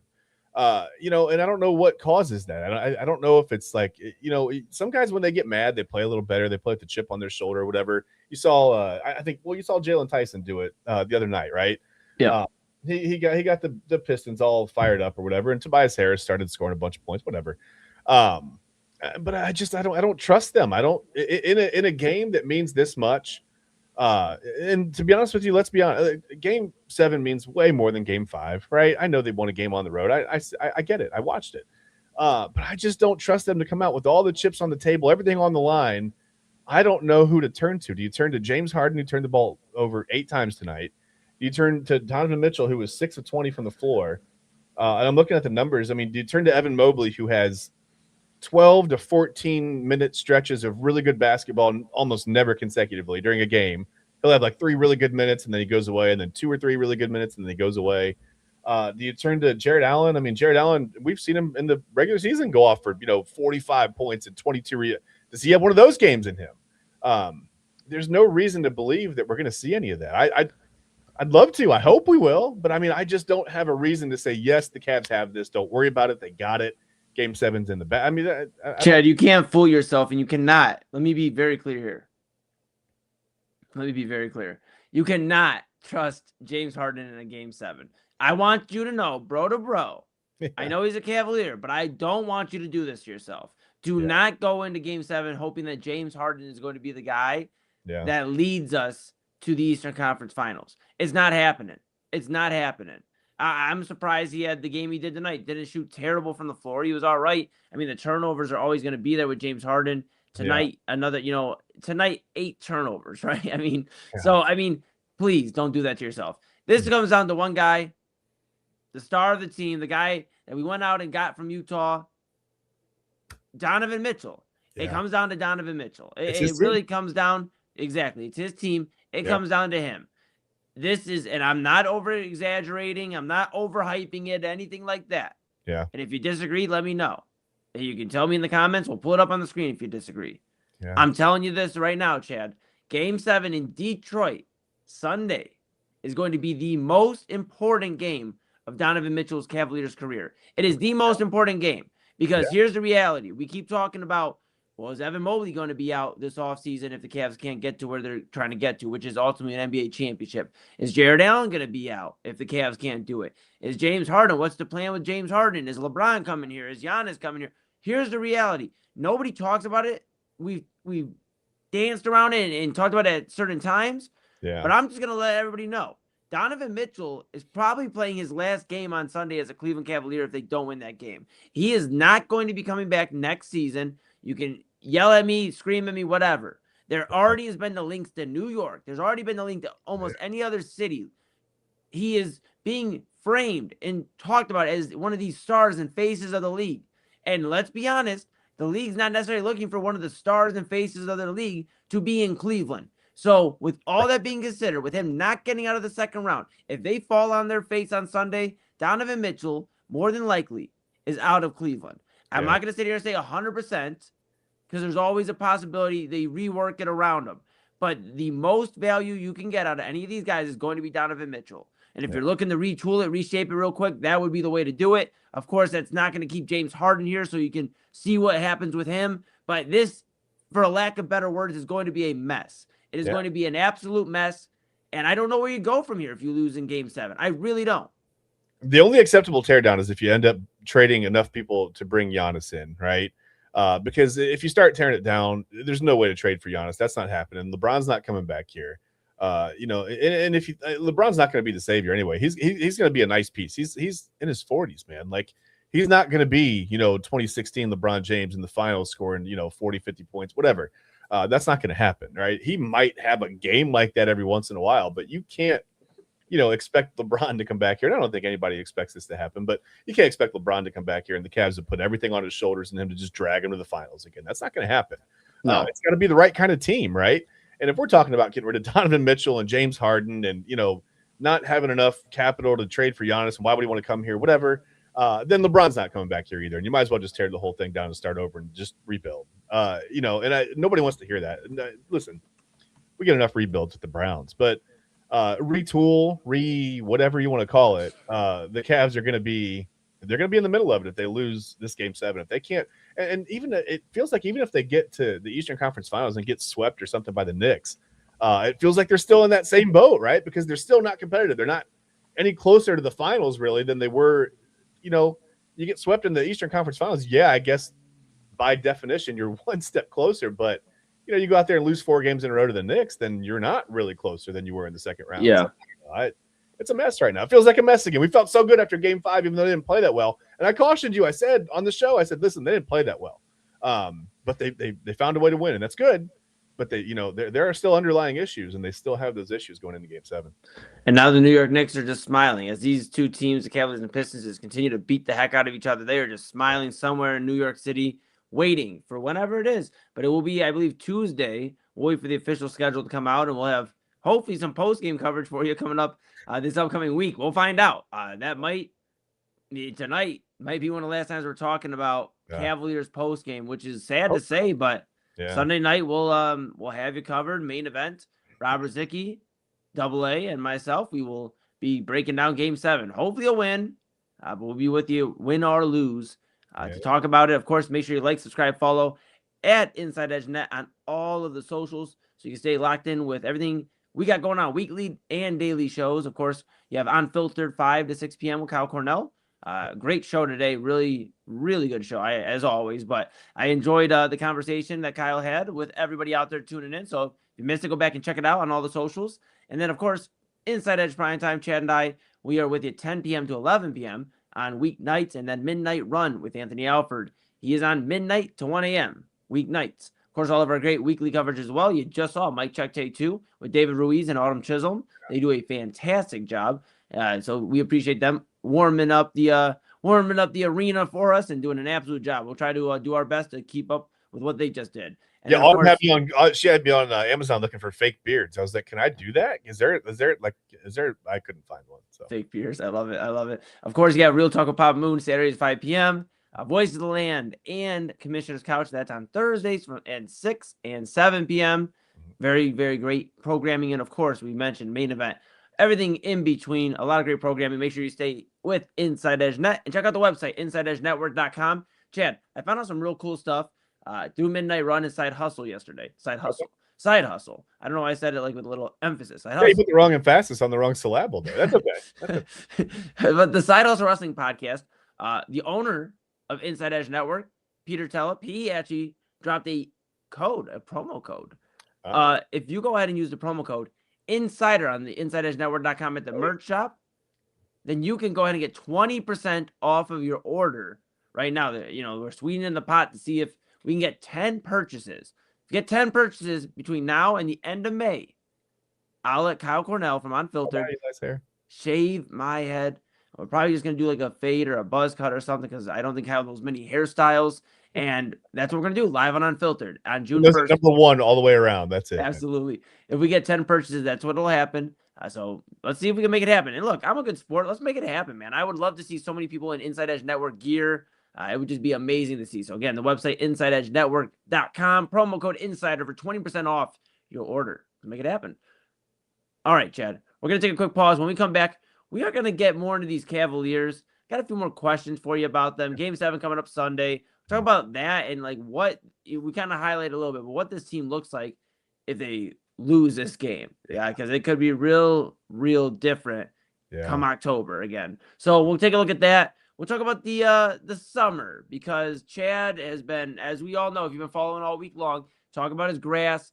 He got after it. He finally got after it. We're going to take a look at that. We're going to talk about some summer stuff. We're feeling the vibes here in Cleveland. It is summertime. If you look at the forecast, it is great. And as Cleveland's digital leader, we're going to talk about that.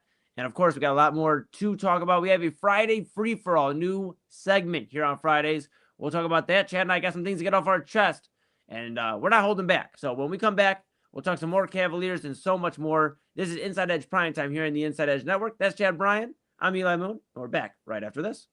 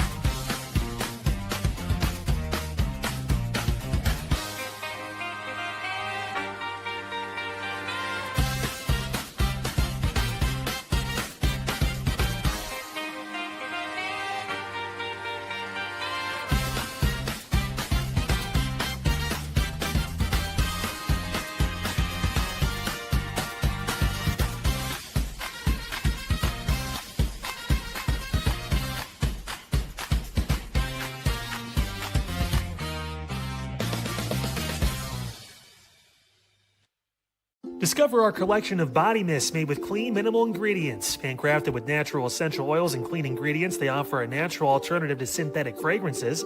Perfect for sensitive skin and those seeking clean, mindful self-care, and the perfect gift for you or your special someone. Courtesy of Alley Rose Fragrances. First-time customers, use that promo code InsideEdge20 to receive 20% off your order. AlleyRoseFragrances.com, a proud sponsor of the Inside Edge Network, Cleveland's digital leader. Whether searching for a baseball autographed by your favorite World Series slugger, a signed football by an iconic Hall of Famer, or the jersey of a world-famous soccer star, you've come to the right place. Here at SportsMemorabilia.com, the web's leading source of authentic sports memorabilia, you'll find more than 500,000 authentic products from nearly every professional sports league, team, and players. Not only will you find your next prized sports possession with ease thanks to superb customer service and tremendous site experience, you'll have the satisfaction and peace of mind that every product listed comes complete with a certificate of authenticity and is fully backed by the SportsMemorabilia.com lifetime authenticity guarantee. Go to SportsMemorabilia.com by using the QR code on your screen right now. SportsMemorabilia.com, a proud sponsor of the Inside Edge Podcast Network, Cleveland's digital leader.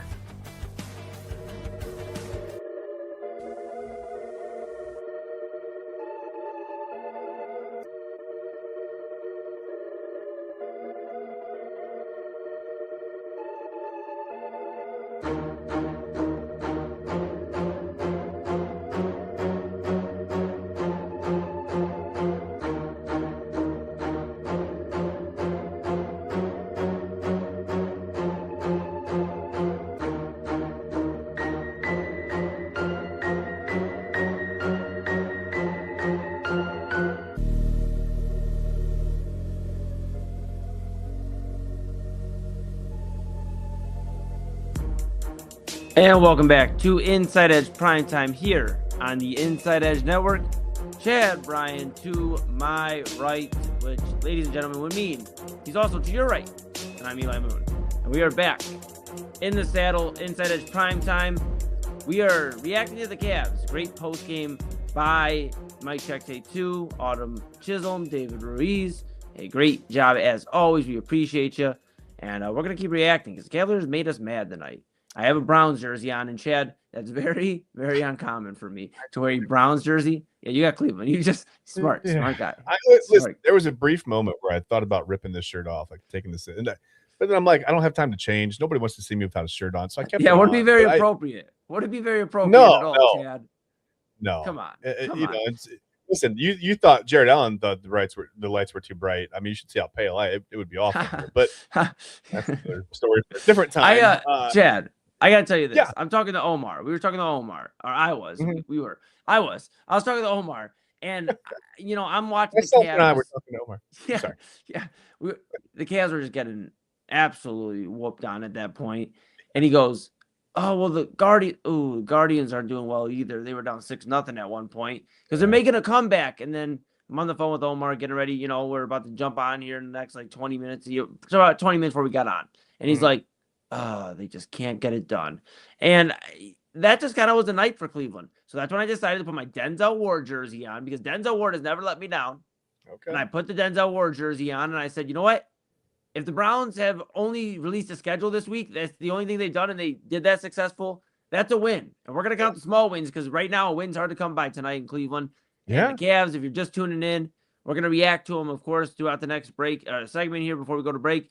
Pistons defeat the Cavs 115-94 in Game 6. Series now tied 3-3. We're heading back to Detroit.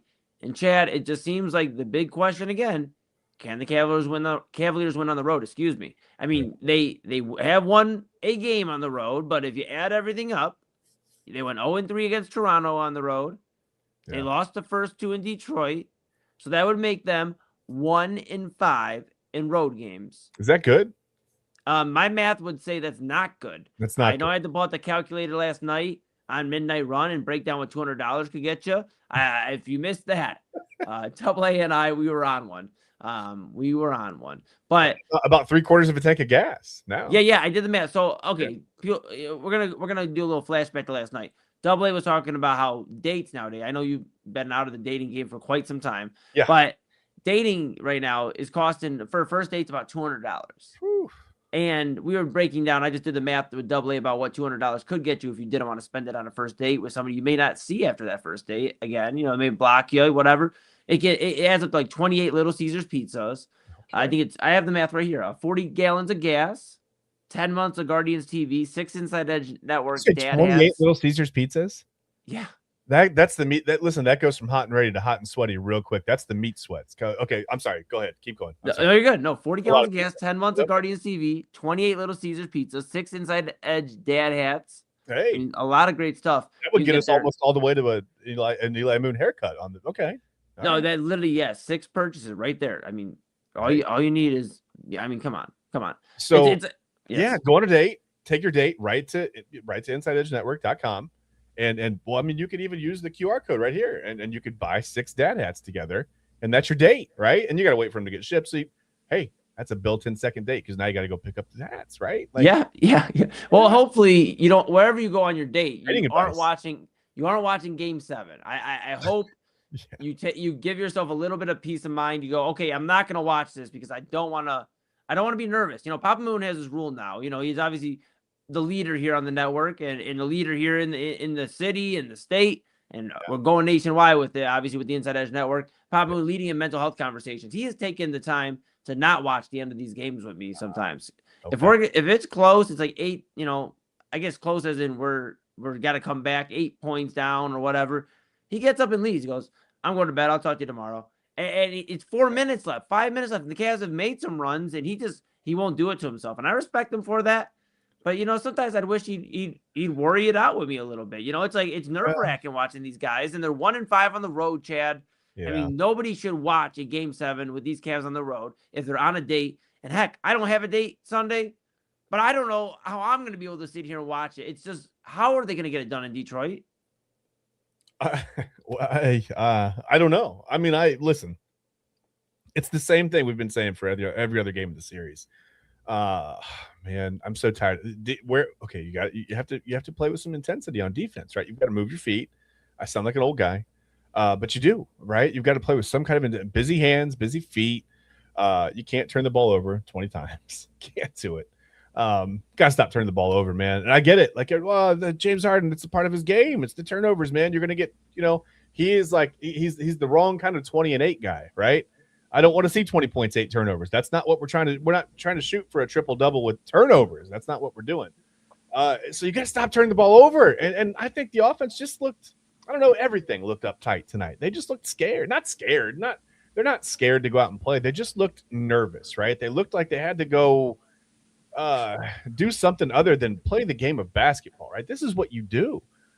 Every guy on that roster, this is what you've done your whole life. You've you know, think about the days in your driveway as a kid, you know, putting up 50, 200, 300 threes or whatever it is. Yeah. Like, I got something here. Like, I'm going to, you know, I'm trying out for the high school team. I might be all right. And then you average like 20, 25 points a game for the high school team and you were a standout, right? Sometimes more. You go to college and you're a standout there. You don't make it to the NBA unless you're a standout everywhere at every level. It doesn't happen. It's so exclusive, right? So, you know, this is what you've done your whole life. This is literally your thing. It's like, you know, when you watch American Idol, we've been talking about American Idol this week and the golden ticket. It's come up a lot.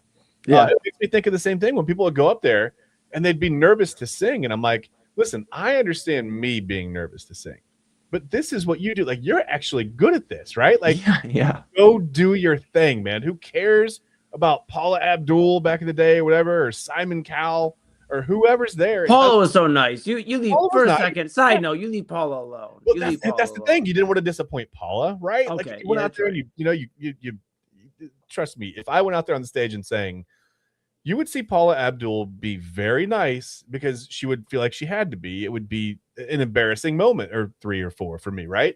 It'd be bad. Trust me. That's why I don't say it in public, man. But I understand me being nervous on stage. But this is what you do. Like, I don't understand these guys looking up tight and scared to. You know, it's like the ball is buttered and it's twice its normal size. And they looked at, I mean, that was most of the first half. They looked like they were afraid to attack. They were afraid to, you know, to cut and want the ball. You have that. You can't. Yeah. Chad, I'm going to be honest with you. Double A brought up a very interesting point yesterday on Midnight Run, Mhm. and I want to address it here tonight because he said, and I love him, that the Detroit Pistons would look like a team that is absolutely has nothing to lose. They're going to just go after it. They're going to be on the hunt. They're going Yeah. to try to get the Cavs. They're going to be desperate. Yeah. I'm going to be honest, and I love Double A, and he can call me out later on Midnight Run, put me up on the screen. That's fine. I'll smile and have my Denzel Ward jersey on. The Pistons never looked desperate tonight. They never looked desperate. They Yeah. looked like a team that was in the saddle, ready Yeah. to go, They knew they were going to win.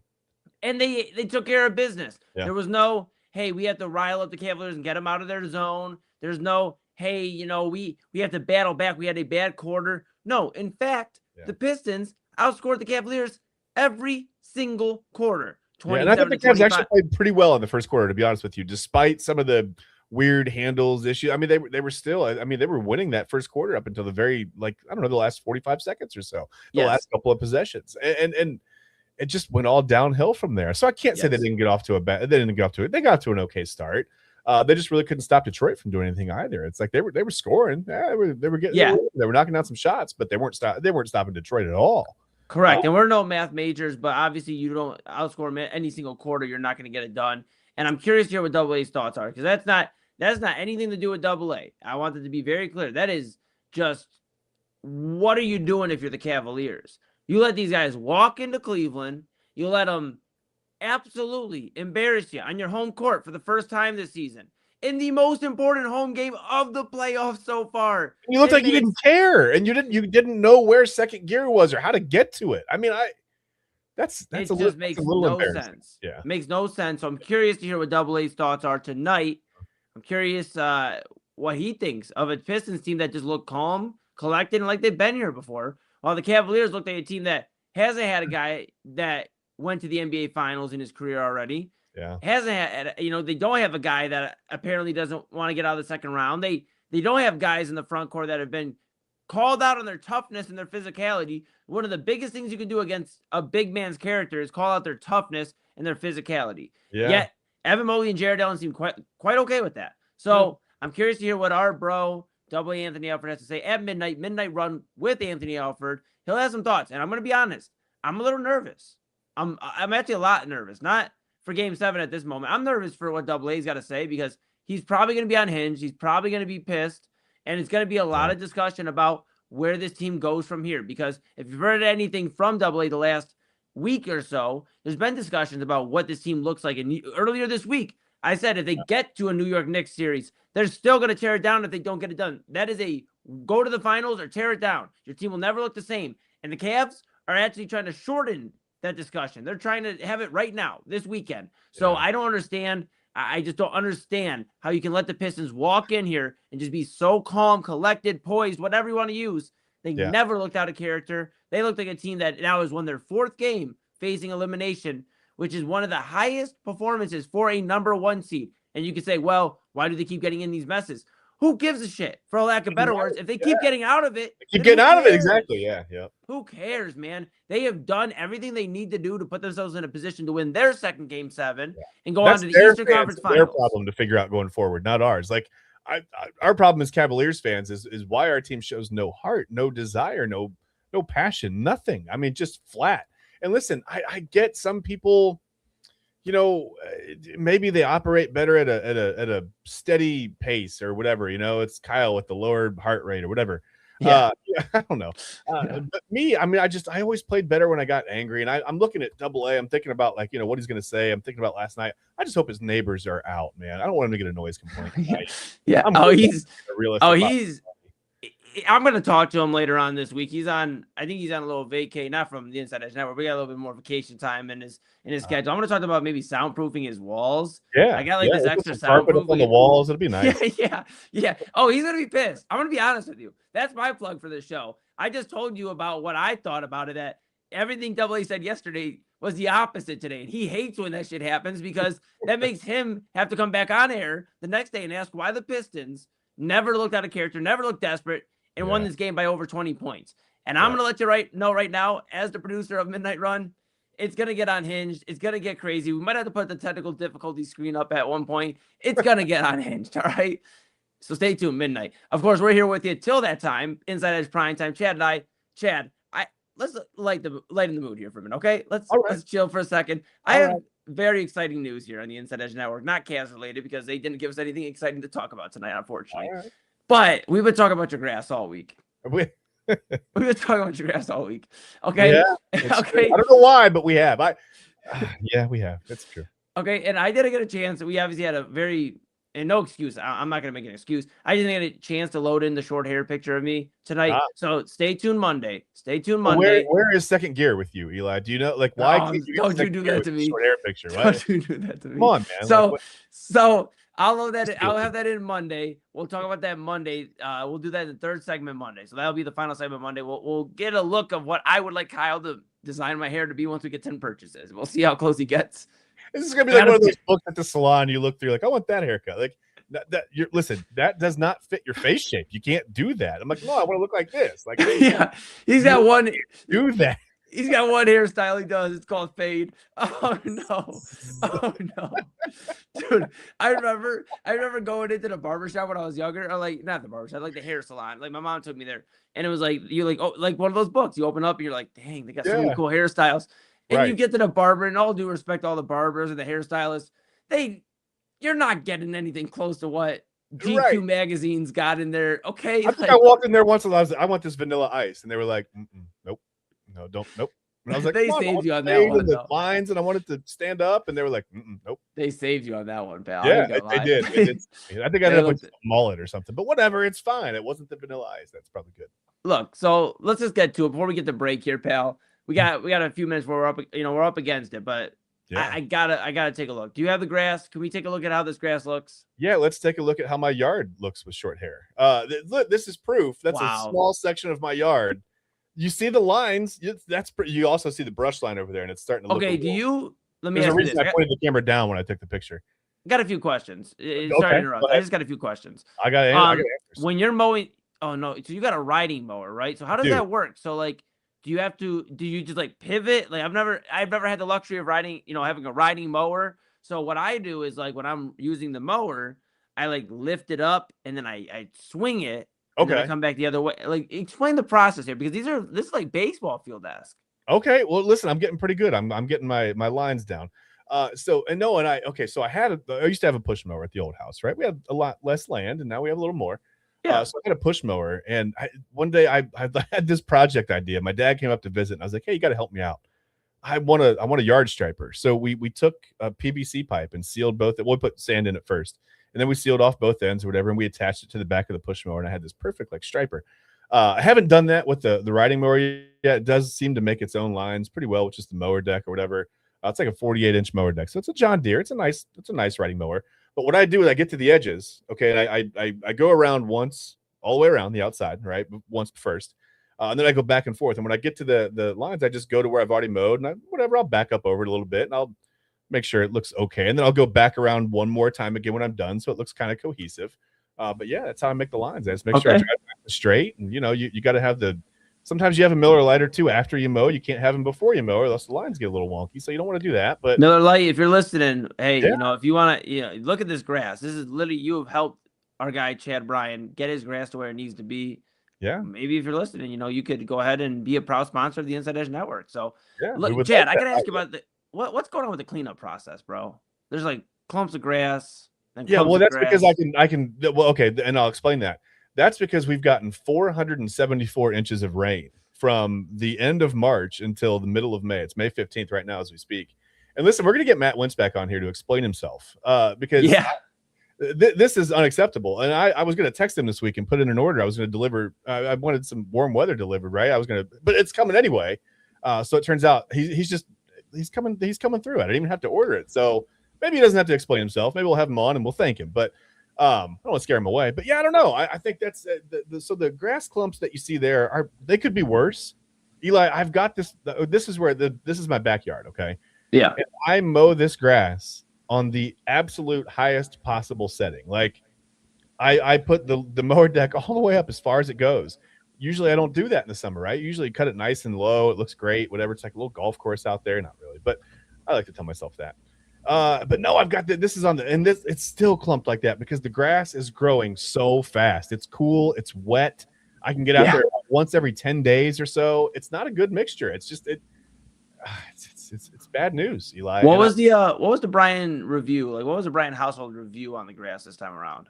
Oh, they were good with it. See, sometimes my daughter's, she's like, you got to cut the grass. It's tickling my legs, And I'm like, well, yeah, I know, but just maybe don't go out there, right? Just don't walk. Just don't go out there. Yeah, and that's not really acceptable. You can't take so you got to do something, right? So they're happy with it for the most part, but you can see, I mean, it's tough right now, man. It's a tough. What was King Sal thinking?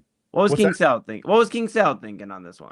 He listen. He just likes to throw the clumps of grass all around, so he doesn't care. He doesn't care if I clean them up or not. He can grab and throw them, and he's happy. He found a bird's nest and he put a bunch of grass clippings in the bird's nest. He was feeding the birds. I'm like, how would you feel if someone came to our house and just filled it full of grass, right? And he's like, oh yeah, and I really thought about that. But yeah, I was like, leave the birds alone, leave the bird nest alone. So he's not too worried about it. I mean, they appreciate what they can get. I know they're excited because this weekend we're hoping it's going to stop raining. We're going to try to get the trampoline back out. We've got some exciting things going on. That's awesome. Almost summer. It's going to feel really sun. I can't imagine how I am going to melt on Monday when it's 89 degrees with like 5,000% humidity. And we're coming straight from like the mid 50s, right? Like there's no, hey, let's do a month of 70s and then we'll creep up into the, nope. We're going mid 50s right to the 90s. Pretty much. I love it. That's what we're doing. I love it.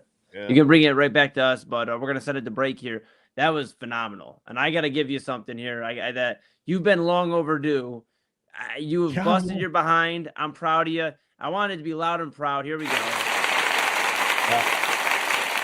So proud of you. I'm so beyond proud of you. And the Brian household's proud of you. Like you mentioned, everybody, son, daughter, your wife, everybody's proud of you. I'm proud of you. I know Double A's proud of you.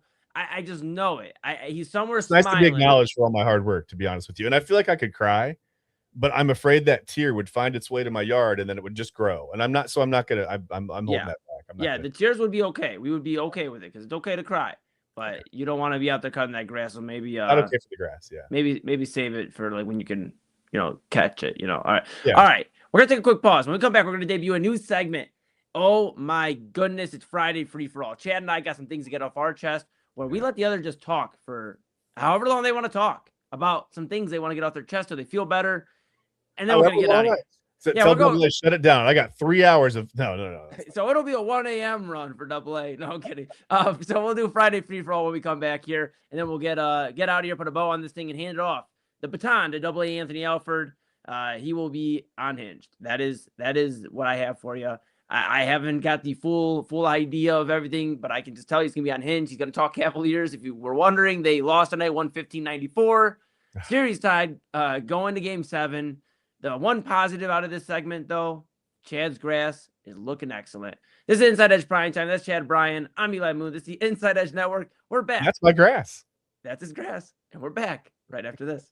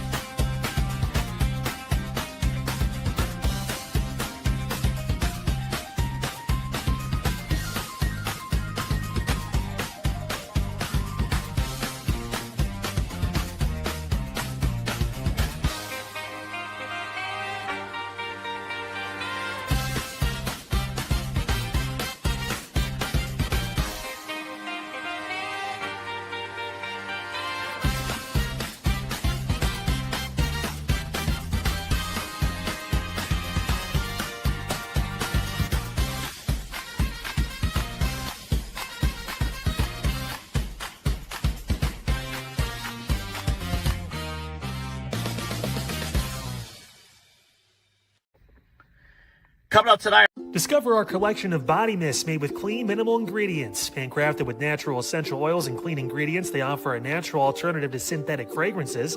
Perfect for sensitive skin and those seeking clean, mindful self-care, and the perfect gift for you or your special someone. Courtesy of Alley Rose Fragrances. First-time customers, use that promo code InsideEdge20 to receive 20% off your order. AlleyRoseFragrances.com, a proud sponsor of the Inside Edge Network, Cleveland's digital leader. Clean energy, bold flavors, and no jitters. See why people won't shut up about Dubby. Clean energy, no jitters or crash. Whether you're starting your workday or getting ready to exercise, Dubby Energy helps you lock in and focus. With over 15 flavors to choose from, you can't miss. Order Dubby Energy right now by using the QR code on your screen and use the promo code InsideEdge10 to receive 10% off your order. Dubby Energy, your energy-focused sponsor of the Inside Edge Network, Cleveland's digital leader. Find us on InsideEdgeNetwork.com for the latest information on your favorite shows, personalities, and network partners. Plus, guess what? We have a merch shop. That's right, we have network polos, t-shirts, champion jackets, hats, and bottles. Rep the network. Every purchase supports independent sports and entertainment media. Use the QR code on your screen right now to check out InsideEdgeNetwork.com. That's InsideEdgeNetwork.com. Mosser Moments Photography is a husband and wife wedding photography team based in Cleveland, owned and operated by Inside Edge Network's very own Ryan Mosser and his wife Hallie. For the past 10 years, they've captured more than 100 weddings across Northeast Ohio and beyond, always working together as a true two-person team. Their style centers on authentic, emotional storytelling, documenting the real moments between two people in love and creating images that feel natural, comfortable, and true to the couple. Rooted in Northern Ohio but inspired by their travels, Ryan and Hallie bring a warm, personal approach to every wedding day. Their work blends experience, consistency, and a genuine passion for helping couples relive their best day through timeless photography. Learn more at MosserMomentsPhotography.com by using the QR code on your screen right now. MosserMomentsPhotography.com, a proud sponsor of the Inside Edge Network, Cleveland's digital leader.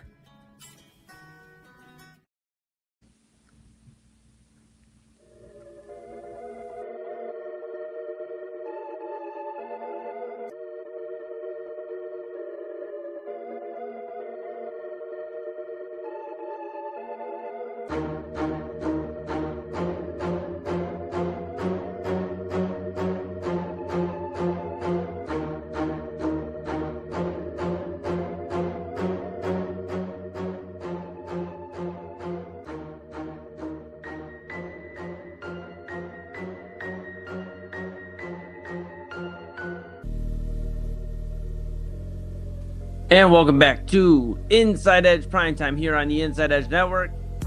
Chad Bryant to my right, your right. I'm Eli Moon. We are back in the saddle for just a few more moments with you before midnight run with Anthony Alford. Gonna be unhinged, gonna be everything you expect and more on a Friday night at midnight here on the Inside Edge Network. Gonna be exciting. I'll be behind the scenes. I'll probably get called on the screen a few times. We will see what he has planned. I'm very excited to hear what he has to say about the Cavaliers. Not excited because of the result, just excited to hear. Just excited to hear I'm excited to be here. Just appreciate the fact that I can hear. Yeah, dude, it's gonna be unhinged. It's gonna be unhinged. I just. All right, Chad. Well, let's get a little unhinged ourselves here. We're gonna debut a new segment before we get out of here called Friday Free for All. We'll have graphics soon. Don't worry. This is the trial run, because if you guys don't like it, then we just will never bring it back. If you like it, the car yet. We don't even know how it handles. We're at the dealership. We're like, that looks nice. We'll take that one. Absolutely. And if you like it, then we will keep it, and we'll get graphics, and maybe we'll get some cool sound for it too. All right. Chad, I'm gonna start off if that's cool with you. Do it. We're gonna go ahead and do our Friday Free for All. So I've been thinking about it. You presented this to me. You said, okay, why don't we do a Friday Free for All? I said, what? You said a Friday Free for All. I said, and you said I said, okay. Not annoying, because I was like, you could just read the words, Eli. It's in a text. Yeah, it was weird. I thought about what I want to talk about to debut this segment, and I'm going to talk about the UFC tonight. Okay. I'm a big combat sports guy, not as much as I used to be in terms of knowing all the fighters and knowing what pay-per-views when and knowing this or that. Yeah. But I've covered 4 UFC events. I have Pittsburgh, Cleveland, Buffalo, and Detroit. Okay. And so I've been immersed in combat sports. We've talked about combat sports.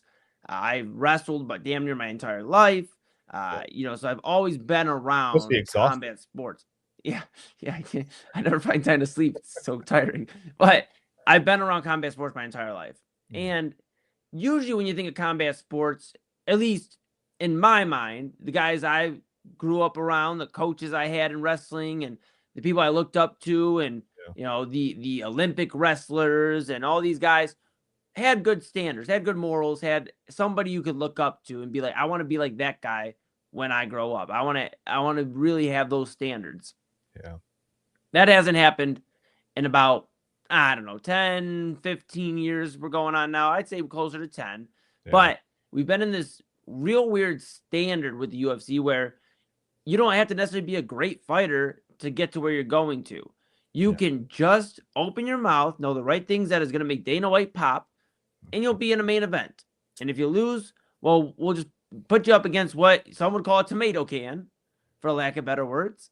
And then you'll get right back to where you're going in the main event scene. If you lose, we'll just continue to do the same thing. Yeah. It's why guys like, respectfully, Sean O'Malley is in the main event scene still. And I know he's a good fighter, but he also has to figure out what hair color Dana White wants him to dye it this weekend and what he has to say. And, we have that going on. And that's literally the smallest of the issues right now. The biggest issue are guys like Josh Hokett and guys like Sean Strickland. Josh Hokett, for those that don't know, is a guy walking around with an American bandana and waving the American flag and has the shades on and is calling out Alex Pereira and being absolutely racist and terrible towards these guys. Ilia Topuria stepping in during the big press conference. They had the UFC promoting some of their fights coming up. Just absolutely terrible.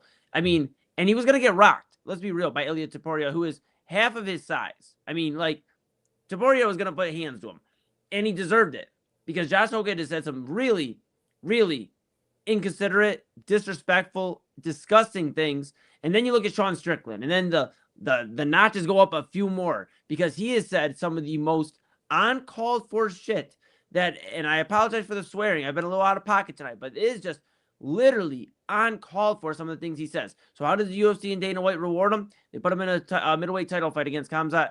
I'm going to botch his last name, so I'm just going to Khamzat. They get me sometimes. But again, I'm not in touch as much as I used to be with all the fighters. But I am aware that Sean Strickland gets his fight. He goes and wins the middleweight title in a split decision against Khamzat. And it's just, why are we pushing this guy to the moon? Why do we continue to give this guy an opportunity after opportunity? If he was in a 9-to-5 setting, hell, if he was here on the Inside Edge Network, he wouldn't be here because we have standards, we have morals, we have people that are looking up to us, that count on us to really, when we get on these microphones, not say something out of pocket that is going to be hurtful. Yes, we like to have fun. Yes, we like to talk and joke around with each other. And yes, it's a good time. We never step into that zone where these guys are stepping into to sell a fight. And then it's the hugs and the shakes after and all that. It's like, why are we even saying this in the first place? Because these aren't things, I did this thing growing up. I was in chapel or church or whatever. When I was growing up, I was in chapel and I had this setting where they were like, all right, squeeze the toothpaste out. And these people are up there squeezing the toothpaste out. They go, okay, awesome. Now put it back in. And they couldn't put it back in.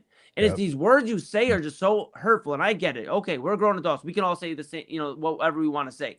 But it's like, you got to ask yourself, if you're somebody putting your kid in combat sports right now, in wrestling or boxing or karate or whatever, jujitsu, whatever, do you really want them going through this? Because everybody that is at the top right now has given you every reason not to because of how they are living and acting. And you got to wonder if it's just from all the punches and the kicks and everything to the head. You got to wonder what it is, but it's uncalled for. And Dana White continues to show his ass because he continues, and this is just my opinion. This isn't Chad, this isn't anybody else, this isn't me. But he continues to show his ass by putting himself connected to a regime that continues to show their ass and not give a care for anybody. So why would he care how these guys are talking? As long as they sell fights and they can continue to roll these fights out wherever they're going and they have them available and they say, yes, Dana, we'll continue to do what you want us to do, then there's not going to be an issue with Dana White having these guys out there. And I'm sick of it. And that's the reason I won't support buying these pay-per-views at $60 a pop or whatever. I know they're doing Paramount for $8.99. I don't give a shit. I will go buy another Little Caesars pizza.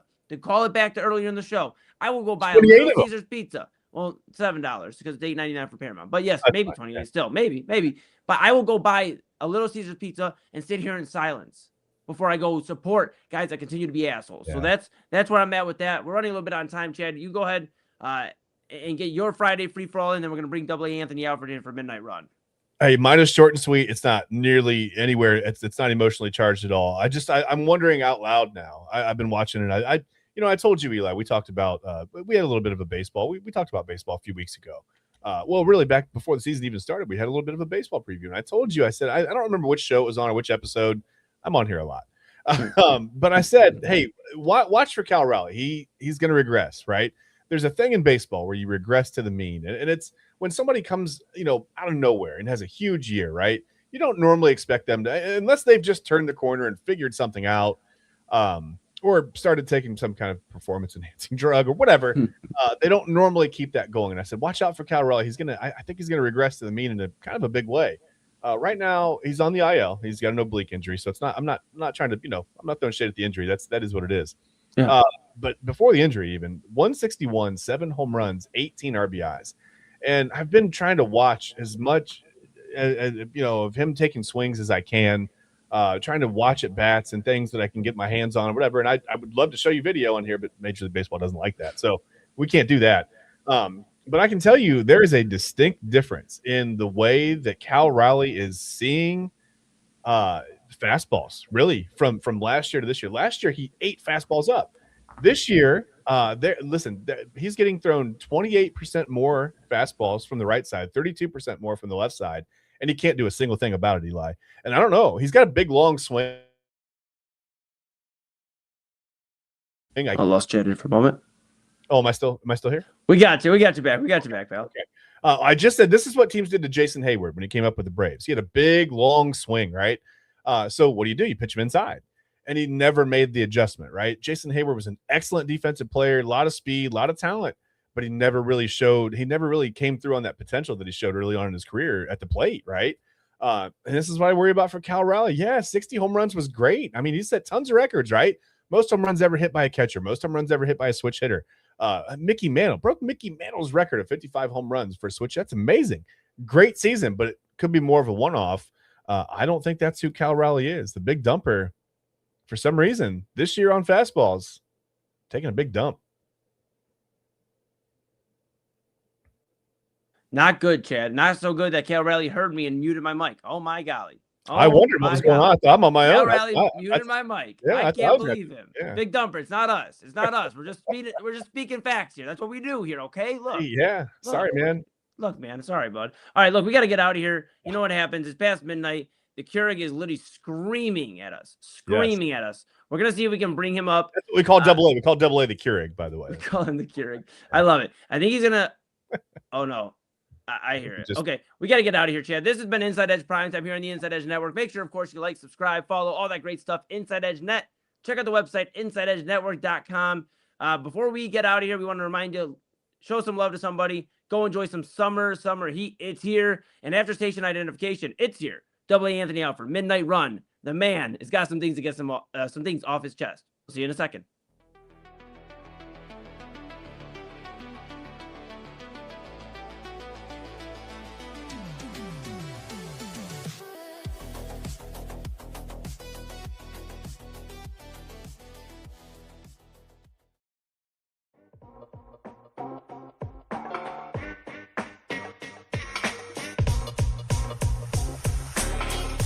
This is Midnight Run on the Inside Edge Network.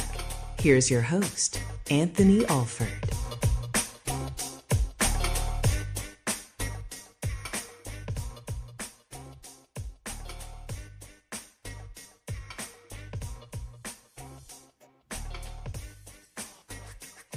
Hello, everybody. Welcome to Midnight Run here on the Inside Edge Network. On this May 16th, it's 12:06. Welcome on in. My producer's the Golden Child, Eli Moon, the Assistant Program Director of the Inside Edge Network. I'm the PD of the Inside Edge Network, and that title, I take great pride in that title because the talent in me is ready to just burst out. Ladies and gentlemen, I know this show and this time slot, and after what happened today, 115-94, Detroit just pulled their pants down and bent over the Cavaliers tonight. I know that I should be yelling and screaming and balls to the wall, all of that. Here's the problem, ladies and gentlemen. I did a lot of that between 7 o'clock and 9:30. And now I have the biggest headache ever right now. The neighbors won't have to worry about me today because I think I've let it all out of my system. And this might be worse because this is going to be a methodical beatdown of everything that happened tonight. I mean, there's not a single thing that happened tonight that did not contribute to this headache. I'm talking Donovan Mitchell, which we're going to get to extensively here shortly. I'm talking Mobley. I'm talking James Harden. I'm talking the officiating, Kenny Atkinson's rotations, the announcers. Boy, oh my Lord. My Lord. I don't think I do that great of a job on the CBC TV games, but man, at least I watch the games. Boy, for Detroit, they need to keep their foot on the gas and they might win. Oh, no. Duh. It's only game 6 of the freaking playoffs.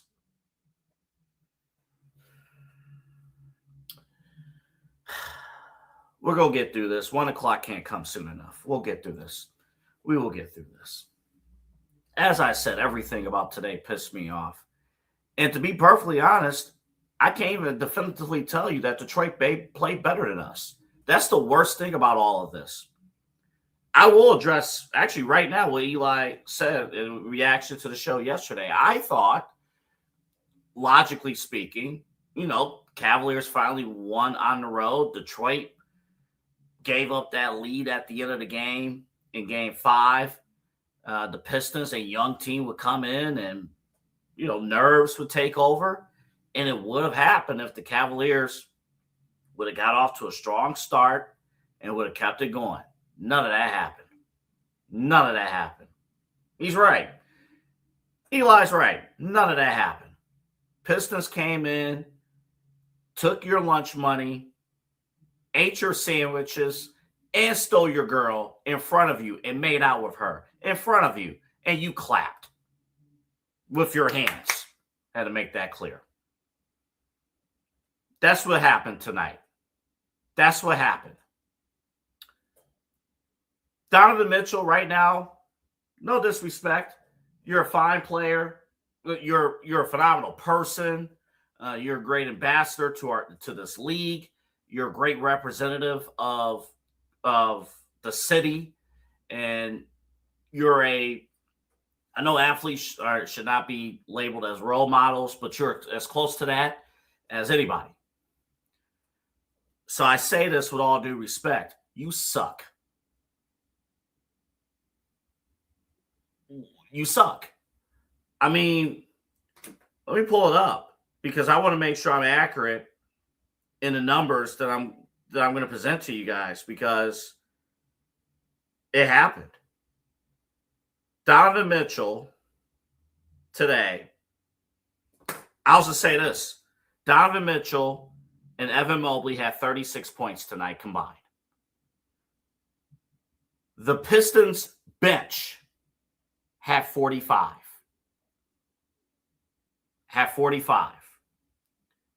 Let me add on.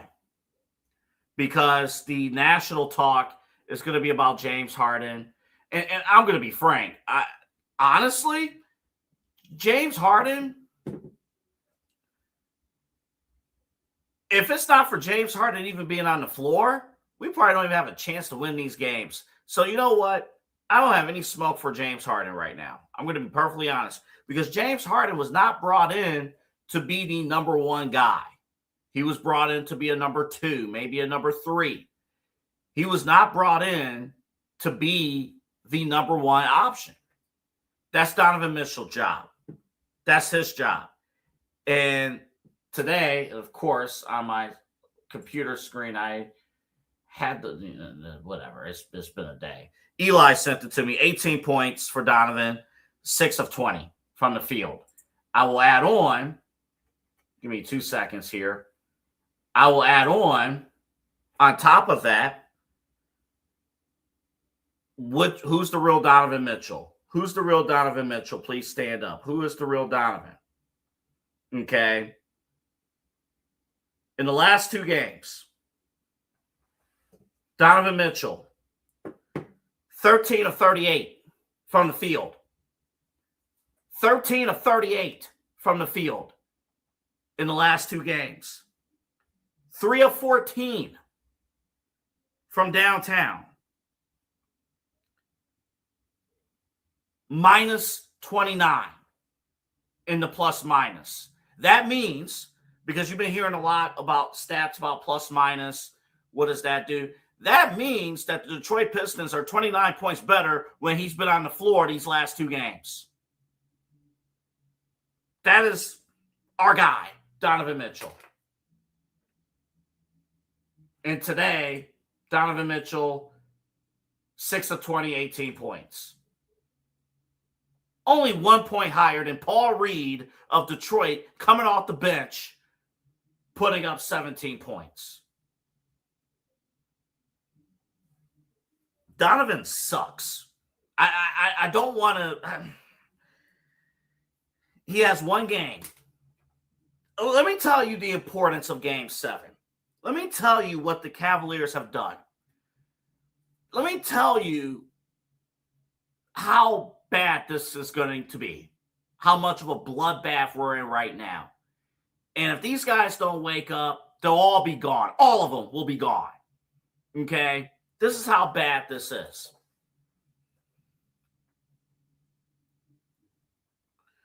You lose here in Game 6. You go to Game 7. You lose in Game 7. For the 3rd year in a row, you're bounced in round 2. And for the 4th year in a row, you fall well short of playoff expectations. So, and you do it in a year where you don't have to face Boston.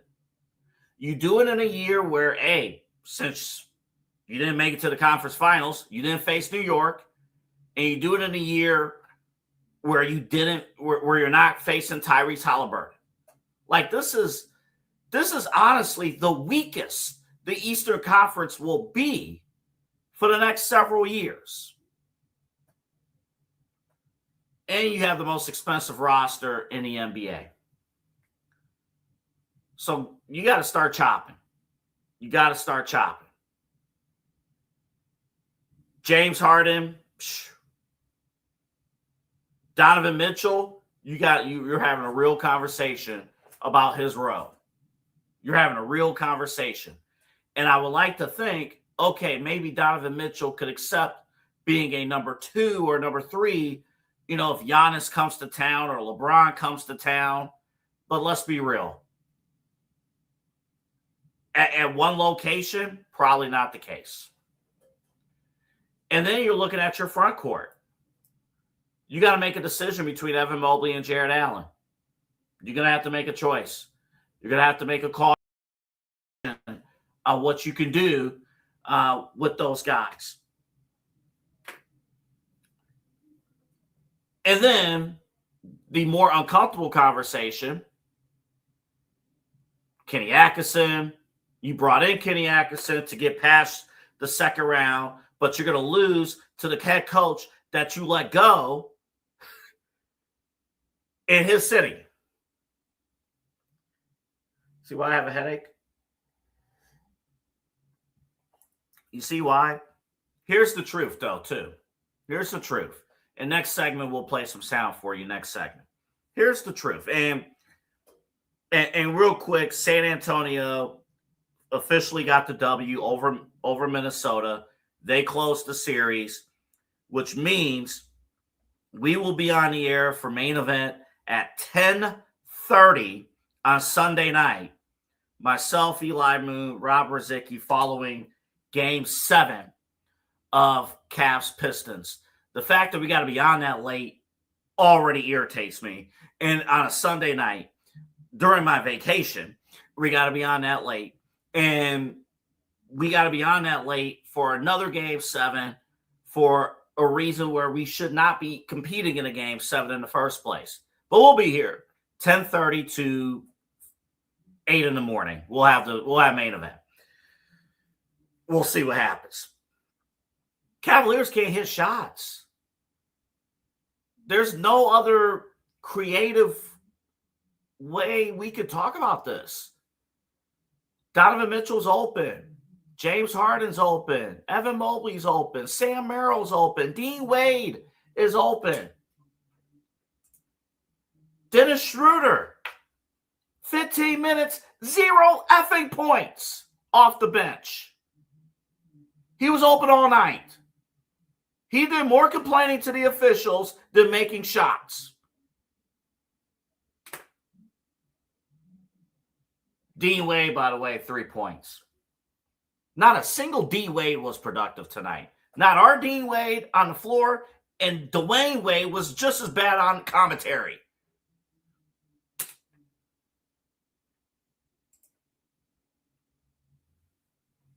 Unreal. Pistons didn't have that great of a shooting night, but 52% from the field. We only shot 39% from the field. Only 39%.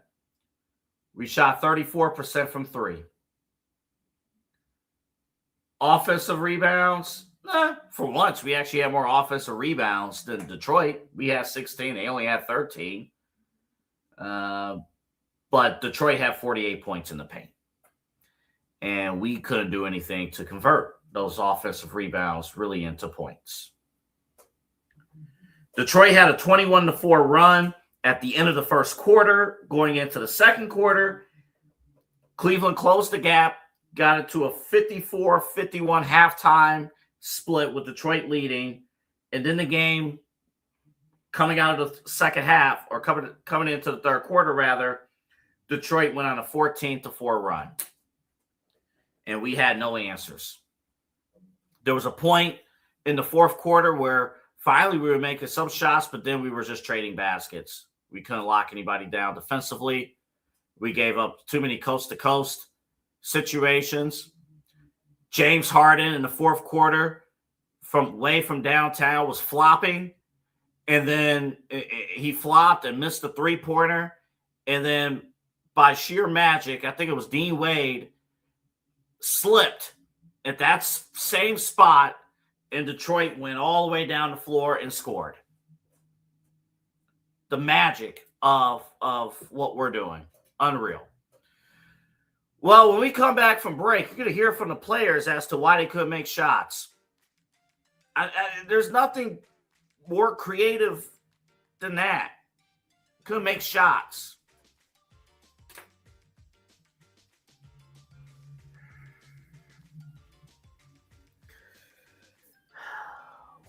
We'll be right back.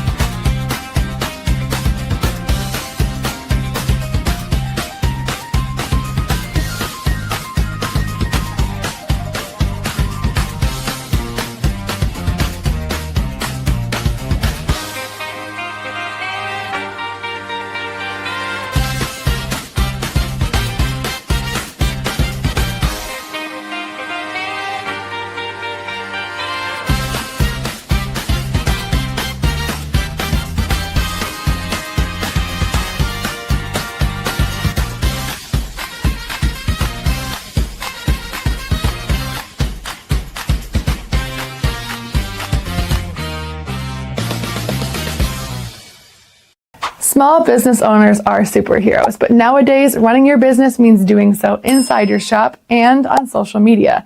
That's why you should make Omega Video Marketing your sidekick. With a decade of content creation experience, I create dynamic, informative, and fun videos for your specific social needs that will increase brand awareness, get you more followers, and keep your social pages and websites current and fresh. I offer flexible pricing and turn times and will work with you to understand your brand and your story. All of that comes from the heart. My award-winning expertise is just the cherry on top. So let's get connected. After all, your brand is the alpha and my expertise is the omega. Yeah, it's super important. It's a, vital possession in the NBA. Excuse me. Being able to score off the offensive rebound quickly and find shooters. They did a great job tonight. They hit some daggers. We cut the lead, cut it down and, long miss, offensive rebound, they find a window, 3 balls. So some were bad bounces.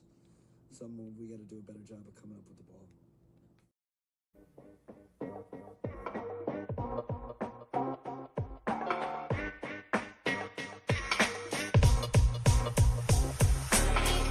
This is Midnight Run on the Inside Edge Network. Here's your host, Anthony Alford.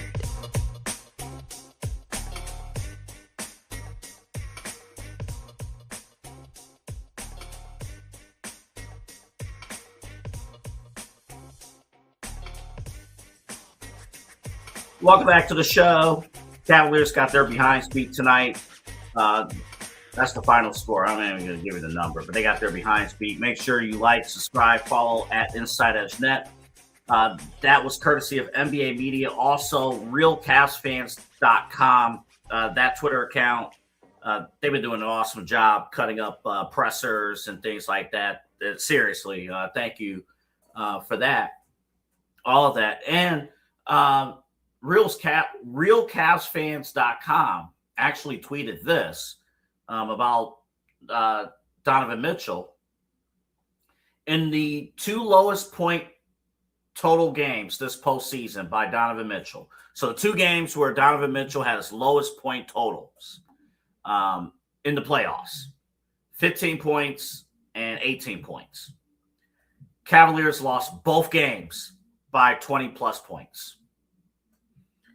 So ineffective. And that's the, I know the national media is going to get all, they're going to talk about James Harden. And James Harden is going to be worth a national conversation. It's like, oh, James Harden has to do this. He has to do that.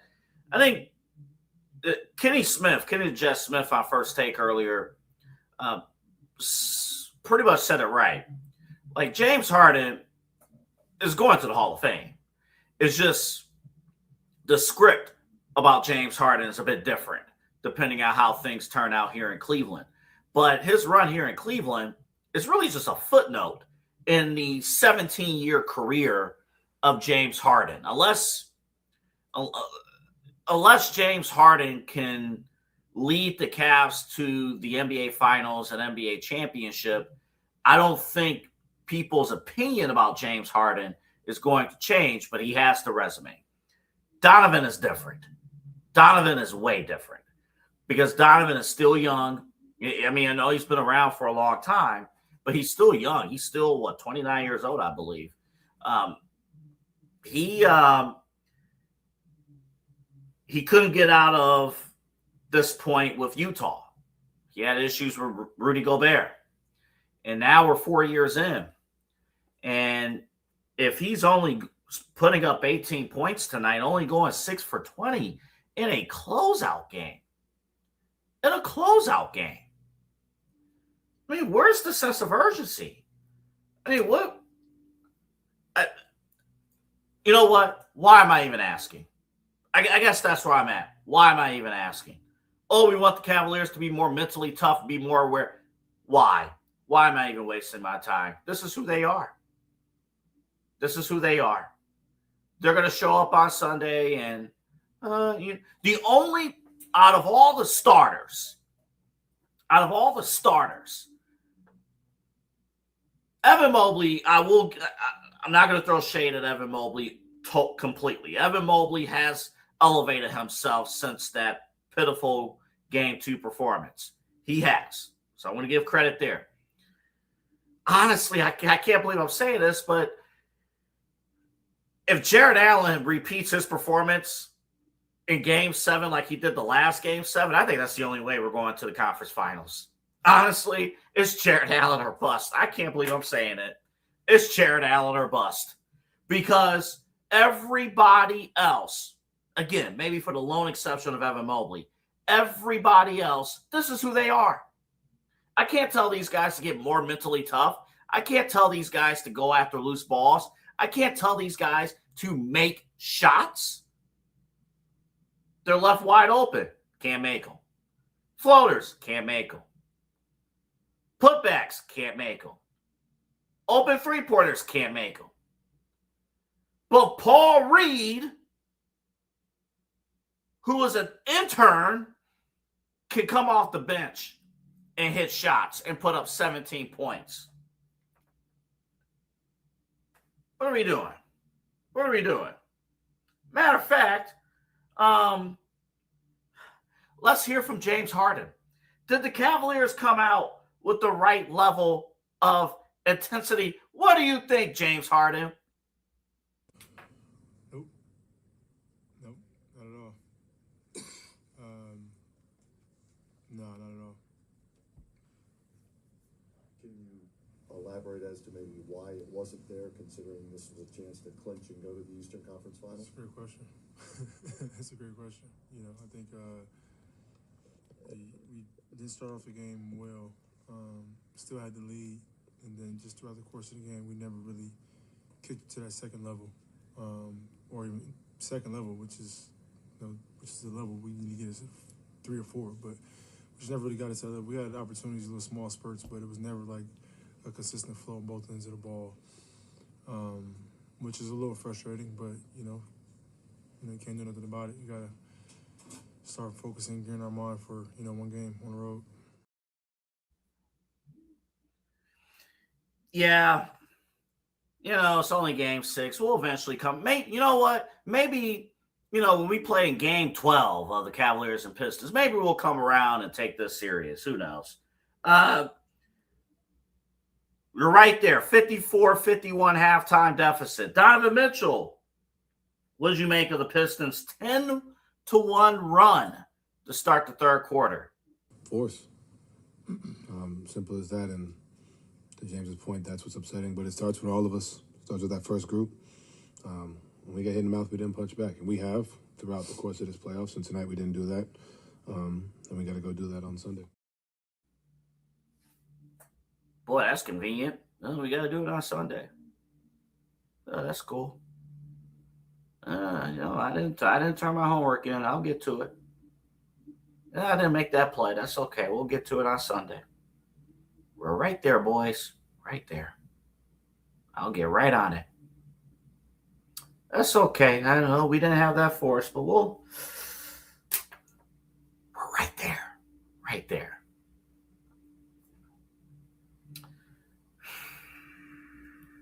It's disappointing. The reason, and people are like, well, how come that, honestly, and this is where now I'm going to need Eli on the screen here, because honestly, this is why the reaction I got on Facebook from the last game pissed me off. Yeah. Because everything I mentioned in that game happened tonight. And when I say, oh, how come you said that they won the game? They didn't win the championship. You still got to play more games. Just because you played well, and let's put the last game into perspective. Yeah. Eli, you want me to be real? Yeah. Let's be real and unhinged. You were getting your ass kicked until the final 2 minutes and 43 seconds of Game 5. You could have been going home tonight. Yeah. No, Double, you're spot on. It's frustrating, right? Because we know what this Cavs team, or at least we keep telling ourselves that we know what this Cavs team is capable of. But here's the reality. This is probably what they're capable of, AA. I mean, I hate saying it like that, but I obviously, after the 2 games in Detroit, said this series is over. Cavs season's over. And they almost made me look foolish. They won 3 in a row. They're all the momentum going into tonight, and this is what you get. This is what you get out of Donovan Mitchell. This is what you get out of James Harden. And I get Harden had 23. I get it. 6 of 13 from the floor. And there's Omar chiming in. Obviously, we appreciate you tuning in, our bro. But yes, embarrassing. You look at this. Why can't we get another 5 to 7 points out of James Harden? Isn't that why we brought him in and traded Darius Garland, one of the younger guys on this team, for him? Why can't Donovan Mitchell, and that's a bigger question, why can't he understand the moment? Well, it's because, AA, you already went over it on the show last week. He doesn't feel pressure. There is no pressure. Yeah. If he loses, he does not have any pressure. AA, he is going to get to go on his beach, wherever he's at, with Coco Jones, and they're going to enjoy their offseason, AA, and you're going to continue to get gray hair, and I'm sorry to call you out, but stressing over Donovan Mitchell is going to make you more gray hair, buddy. I mean, this is just who he is. He's spot on in the first segment. He is a nice guy, a role model for as close as an athlete can be a role model. He is everything you want in a community leader. He's pretty cool during the regular season. He'll hit some nice dunks and, have some moments. But this is the ultimate end result with any Donovan Mitchell-led team in the playoffs. It happened in Utah, and we tried to convince ourselves it was Utah that was the issue. I don't think Utah's the issue because Rudy Gobert is doing the same thing in Minnesota. Sure, he has some great games, but he's absolutely a second round, maybe get to the Western Conference Finals here and there. That's the type of energy that Rudy Gobert gives. And Donovan Mitchell, it made sense why they were teammates for so long, because he's the exact same way, just in a guard form. He is a second round guy. He is a B+ player. It's just disappointing because where do you go from here? You have the 20, I think you have the 28th pick, if not, in that 20 range if you're the Cavaliers. So unless you straight gold like Jalen Tyson again, you're not getting somebody that's super impactful. If you're LeBron James, why would you come here when you don't even know who you're playing with? If you're Giannis Antetokounmpo, what are the selling points on a team without Donovan Mitchell? But at this point, why would you want Donovan Mitchell on the team if you're Dan Gilbert, if you're Kobe Altman? Why would you want to keep doing this song and dance? AA, it might be a construction zone very, very soon in Independence or the new facility downtown, because the Cavaliers are going to have a completely new makeup, a new roster, the social media team, the graphics team in the arena. They're going to have to do a lot of work this offseason because there's going to be a lot of new faces. Let me ask you this. Take the contracts out. Yeah. Just strip away the contracts. Let's talk about the players. And, you got age, but just talk about the players. Mm. Who would you rather build your team around if you were inching close to contending for a title right now? Mm-hmm. Donovan Mitchell or James Harden? Dang. Contracts. Yeah, I know. I guess right now, James Harden's at least been to a finals. He's at least been in the conference finals. It's not pretty. And that's the thing that, on a side note, that scares me is we're going into Game 7 James Harden on Sunday. And we know what that looks like typically. You know what, though? Game 7 James Harden at least tries. Game 7 James Harden. Game 6 Donovan Mitchell might as well be sitting next to me doing the show. Yeah, that's fair. That's fair. Game 6 Donovan Mitchell doesn't even belong on the floor. Yeah, at this point, the only guy I'd probably keep on this team is Jared Allen. That is the only guy I'd keep on this team if they lose this game. And I know Jared Allen has his flaws. I'm sorry, real quick. If it wasn't for Jared Allen, we wouldn't even be in this round. Right, exactly, AA. And he has his flaws and he has his moments.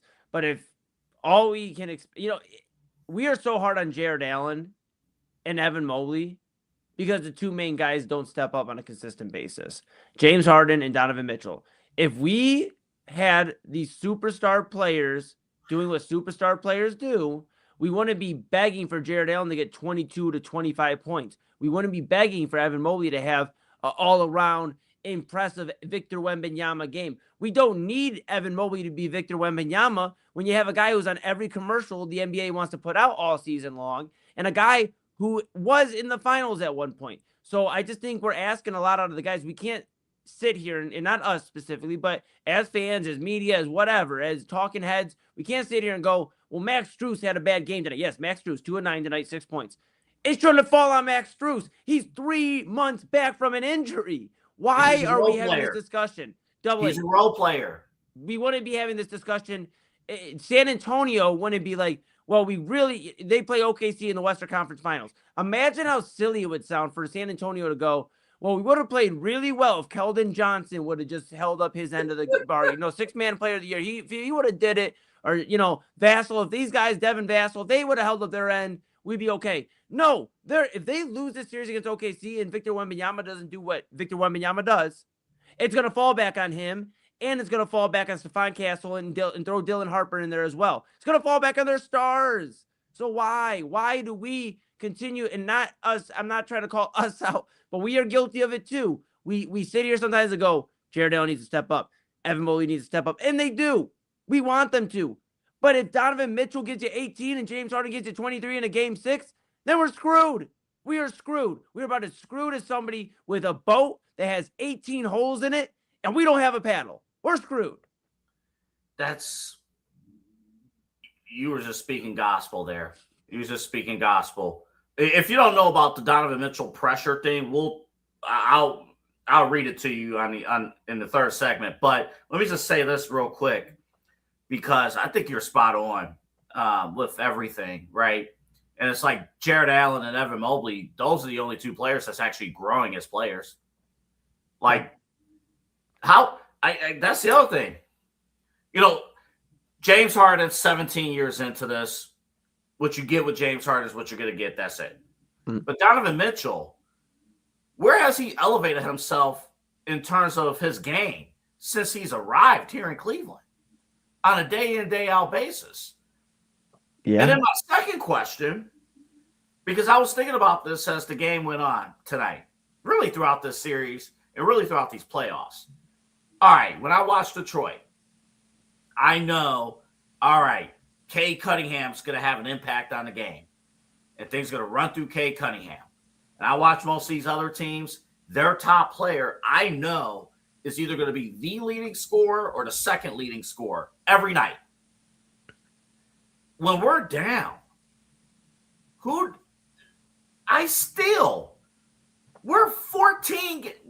about to play our 14th playoff game. I still don't know, when times are tough, who do we hand the ball off to try to get us back in? I can't give you a single answer, and we are about to play our 14th playoff game. Yeah, Double A. There's a reason I put the Denzel Ward jersey on tonight, and it's very rare to wear a Cleveland Browns jersey and feel like you're wearing the best team in Cleveland. But the Guardians got that ass whooped tonight. The Cavs got that ass whooped tonight. I mean, my goodness gracious. I just don't know where kudos to the Monsters, at least. Yes, the Monsters over the Marlies. Yes. Kudos to the Monsters. Yes, love it. I love it. And that's the one bright spot in the Browns. They released a cool schedule release. So you know what? We have a few positives going into the weekend. It's gonna be sunny on this weekend. That's the positives. But by the way, was Chad correct about Monday's forecast? Oh yeah, it's like 87 to 89 degrees. I think I'll check during the break and give you an update. But yeah, I think it's like 84 to 80. Yeah, it's gonna be hot, Double A. It's gonna be your favorite season. I got a good preview of that season today. I was doing laundry, and Bedford's Finest was out and about here today. I got to show you something else real quick. It'll take 2 seconds, but the only reason why I'm happy today because this came in the mail today. Absolutely. My Double A's great. Oh, he's so quick with that. I was about to have to read. Look at here that. It is. Look at that. My brand new Alley Rose fragrance candles. These are the mini candles. So I got one for my office here for the studio, and I got another one for my bedroom. And these candles are fantastic. They smell phenomenal. This is the Autumn Day candle that you can get from AlleyRoseFragrances.com. And they smell fantastic. And you see how wide it is, and you see the tip there. So it's not just sucking in the middle of the candle and it's gone in 2 days. Like, this is going to last. This is going to last, and it smells phenomenal. This is great stuff. If you're a first-time customer, use that promo code. You see it there, Inside Edge 20, when you go to AlleyRoseFragrances.com. Not only do they have candles, but they also have body mist as well. So you got a significant other, you got that special someone, you got birthdays coming up, get them the body mist. But every person should get one of these candles from AlleyRoseFragrances.com. We'll take a quick break. Donovan Mitchell on pressure. I think that's a key point that Eli brought up. I want to bring that back in just a little bit. And then we'll quickly do Unpack Fridays in there too. Game 7. It's going to happen. We'll take a break. Make sure you get these candles. They're fantastic. Back after this.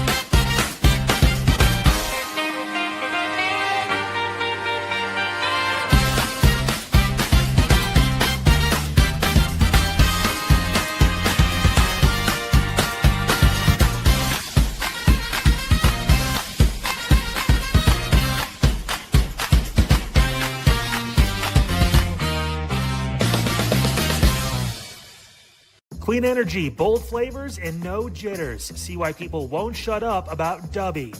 Clean energy, no jitters or crash. Whether you're starting your workday or getting ready to exercise, Dubby Energy helps you lock in and focus. With over 15 flavors to choose from, you can't miss. Order Dubby Energy right now by using the QR code on your screen and use the promo code InsideEdge10 to receive 10% off your order. Dubby Energy, your energy-focused sponsor of the Inside Edge Network, Cleveland's digital leader. Moser Moments Photography is a husband and wife wedding photography team based in Cleveland, owned and operated by Inside Edge Network's very own Ryan Moser and his wife, Hallie. For the past 10 years, they've captured more than 100 weddings across Northeast Ohio and beyond, always working together as a true two-person team. Their style centers on authentic, emotional storytelling, documenting the real moments between two people in love and creating images that feel natural, comfortable, and true to the couple. Rooted in Northern Ohio but inspired by their travels, Ryan and Hallie bring a warm, personal approach to every wedding day. Their work blends experience, consistency, and a genuine passion for helping couples relive their best day through timeless photography. Learn more at monstermomentsphotography.com by using the QR code on your screen right now. monstermomentsphotography.com, a proud sponsor of the Inside Edge Network, Cleveland's digital leader. Whether searching for a baseball autographed by your favorite World Series slugger, a signed football by an iconic Hall of Famer, or the jersey of a world-famous soccer star, you've come to the right place. Here at sportsmemorabilia.com, the web's leading source of authentic sports memorabilia, you'll find more than 500,000 authentic products from nearly every professional sports league, team, and players. Not only will you find your next prized sports possession with ease thanks to superb customer service and tremendous site experience, you'll have the satisfaction and peace of mind that every product listed comes complete with a certificate of authenticity and is fully backed by the sportsmemorabilia.com lifetime authenticity guarantee.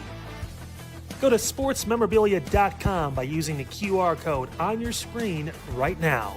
Sportsmemorabilia.com, a proud sponsor of the Inside Edge Podcast Network, Cleveland's digital leader. Hey guys, Kyle here from Unfiltered. What a show today. Broke down, obviously, the situation with North Royalton, the officer that's suing the city, the former officer now. Crazy story involving the police department. Also, that plane crash in Akron. Unbelievable situation. Again, feel for the two pilots that lost their lives. The family able to get out of that house safely. Crazy to think about. Hey, on Monday, let's shift a little bit. Are we talking about the Cavs? Are they moving on to the Eastern Conference Finals? What's going on in the local news? You'll find out right here on Unfiltered, 5 o'clock Monday. I will see you then here on the Inside Edge Network.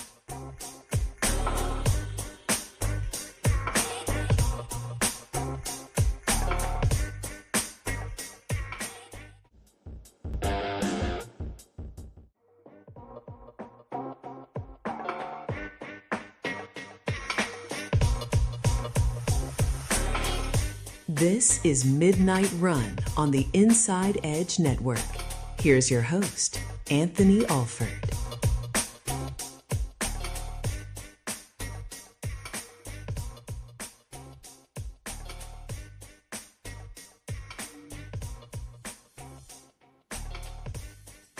All right, it is our sprint to the finish line here with you until 1 o'clock. We thank you for joining us here on Midnight Run. A couple housekeeping notes here for you. InsideEdgeNetwork.com, InsideEdgeNetwork.com.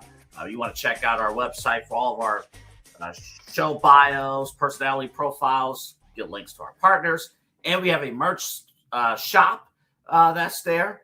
And here's the cool thing. You just saw Kyle. You've been, obviously you see Eli here every night. If we get 10 buys on the merch store, Kyle Cordell will damage Eli's hair. I'm sorry, cut Eli's hair live on the air on Unfiltered, which you can watch weekdays from 5 to 6. Use the promo code INSIDER. I believe you get 20% off of your order. So that's a lot of fun stuff there at InsideEdgeNetwork.com. Also, again, like, subscribe at Inside Edge Net. We're on all the socials, basically. YouTube, TikTok, Twitter, Twitch, Instagram, all that stuff. We are there at Inside Edge Net. Also, we told you before, the San Antonio Spurs wrapped up their series against the Minnesota Timberwolves. Huge blowout. So we have for you here, this is the schedule for the Western Conference Finals starting on Monday. And again, they play every other day. So even though the ticker is covering up Game 7, is Saturday, May 30th. So again, every other day starting Monday, May 18th. OKC and San Antonio. It's going to be a great series. Great series. Probably two of the favorites to win the championship. The Spurs, actually, I believe they've won 3 out of 4 against OKC in the regular season. So OKC has proven to beat everyone except the Spurs. So Monday night, That series will get going. All games are on NBC and Peacock. Meanwhile, we still got business to take care of here in the Eastern Conference. Oh, sorry, wrong graphic. There it is. Games. Okay. Oh hell, why not? Okay, Game 7, Sunday night. There they are, Donovan Mitchell and Cade Cunningham, Cavaliers and Pistons. Game 7 on Prime, and we'll be on the air here on the Inside Edge Network immediately after the game. Myself, Rob Rosicki, Eli Moon for the main event, coming up at about 10:30. We'll be on the air for that. There was like seemingly 3,000 scheduling scenarios, and because how everything else fell was the latest one. Because of that, let's say the Cavs, hopefully the Cavs do win. Hopefully they get the W. If they win, Cavs-Knicks game 1 will be on Tuesday night. All the games will be on ESPN. ABC might have a game, but ESPN will have most of the games. And again, every other night. So it's going to be the same deal. Tired legs. And Cavs and Pistons. Pistons, Pistons also played a game 7 in the first round. They played against Orlando. They came back from a 3-1 deficit. So this is one of the unique. I would have to go back and check and do a little homework. I can't recall 2 teams playing 2 consecutive Game 7s in the first round or in the first 2 rounds of the NBA playoffs. That just doesn't happen. And again, both teams dead legs. Meanwhile, the Knicks are just chilling. And again, they're assuming they're just going to go to the finals, but we'll see. But yeah, that's coming up. And one quick thing, and then I'll get to Mitchell and the pressure thing. Because the game's on Prime, there are some bars who don't have access to the commercial broadcast. Remember, with bars, and we've learned about this with streaming and the NFL schedule that Eli, Omar, TK, and Chad talked about. You kind of see it, the increasing number of streaming games, including a Netflix Thanksgiving Eve game. You got all that going on. A bar owner is not allowed to just show up to their bar, plug in their Fire Stick, and play their Amazon Prime account or a Peacock or a Netflix account. You need a commercial license to do most of that. And some of your local bars don't have that. So a lot of people are watching these games from home instead of being able to go to their local establishment, because you may not know whether or not your local establishment is airing the game. Like, they don't have an issue getting the Guardians game. They don't have an issue playing ESPN. But a game on Prime Video, that might be troublesome. So be mindful of that Sunday. You might want to call ahead to your favorite establishment on Sunday and check and see if they're going to be airing the game. Again, Sunday night, 8 o'clock on Prime Video, Cavs and Pistons. Eli, for the final 3 minutes, I want you on the screen with me because you brought this point up, and we talked about this after Game 2.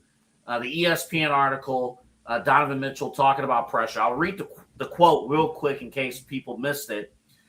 This was after Game 2. He was talking with ESPN, Donovan Mitchell, and he talked about pressure.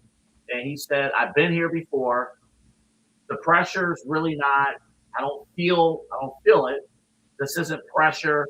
Getting your next meal is pressure. Where I'm going to live, that's pressure. This is an opportunity. This is fun.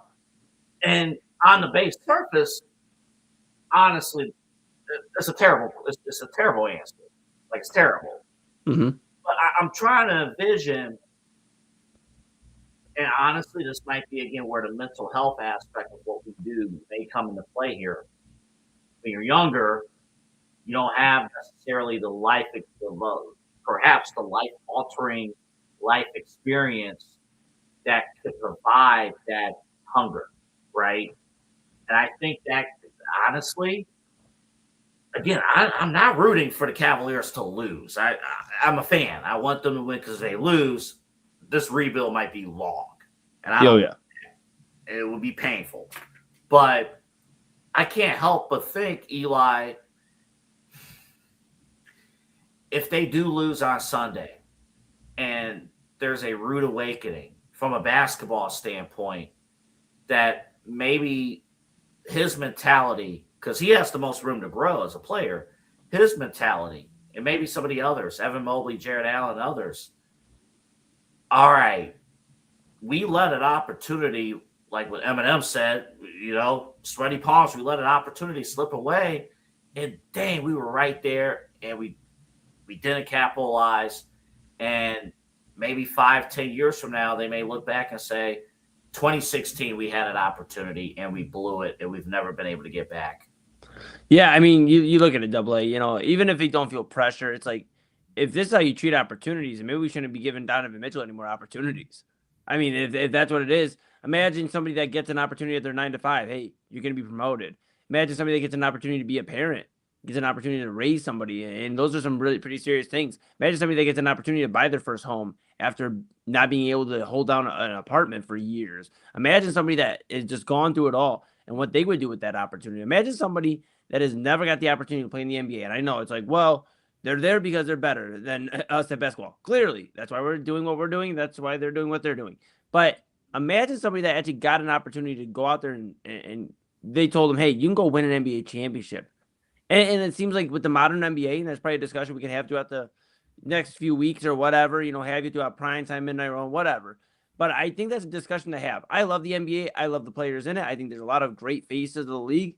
But it seems like there's just, and I'm not trying to be old man with it, but too much buddy of, well, we'll figure it out. I'll get there because I have like 15 years to at least get one. And now it seems like one NBA championship is now the norm. If I get one, I'll be heralded forever. What happened to wanting to go win 4, 5, 6 chips? LeBron James, Miami Heat, not 4, not 5, not 6. I know they didn't get there, but that was the goal. Michael Jordan, he didn't stop after 1.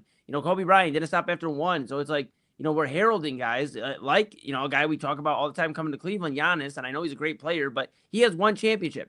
And we treat him like he's won 5 or 6 NBA championships. You look at... And you're hearing reports, too. And by the way, we didn't forget this. We'll talk about it next week. Yeah. We're hearing reports that he's late to meetings and stuff like that. It ain't cool with me.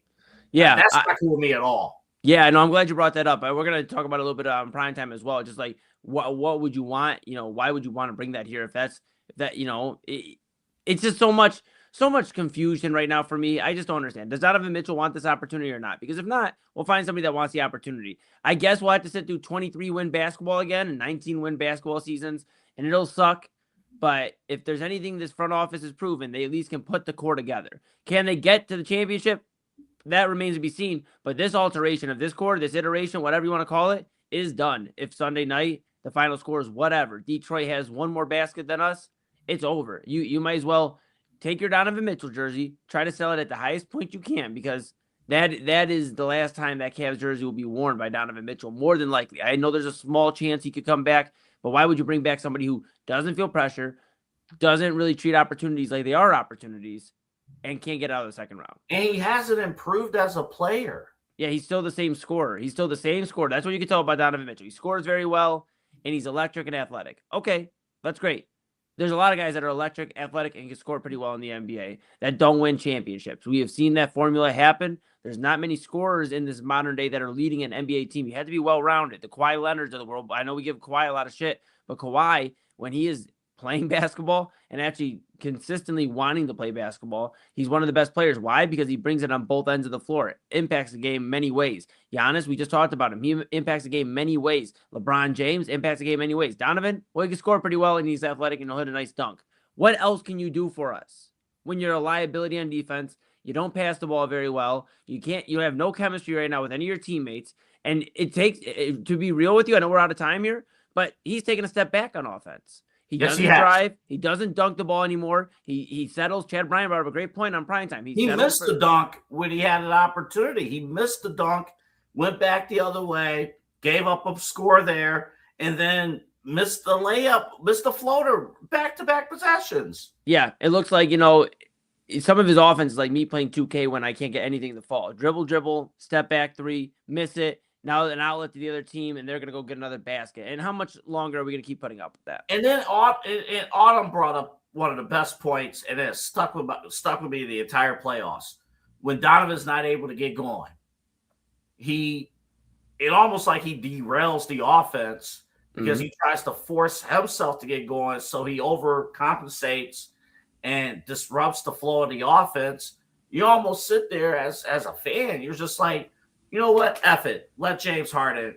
At least with James Harden, and he settled down with the turnovers. It's not as bad as it was early on.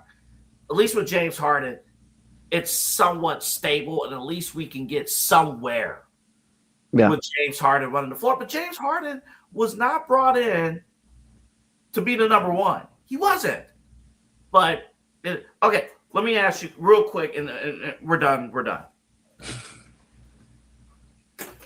We've been on the air here at the network for we're in month 9 now.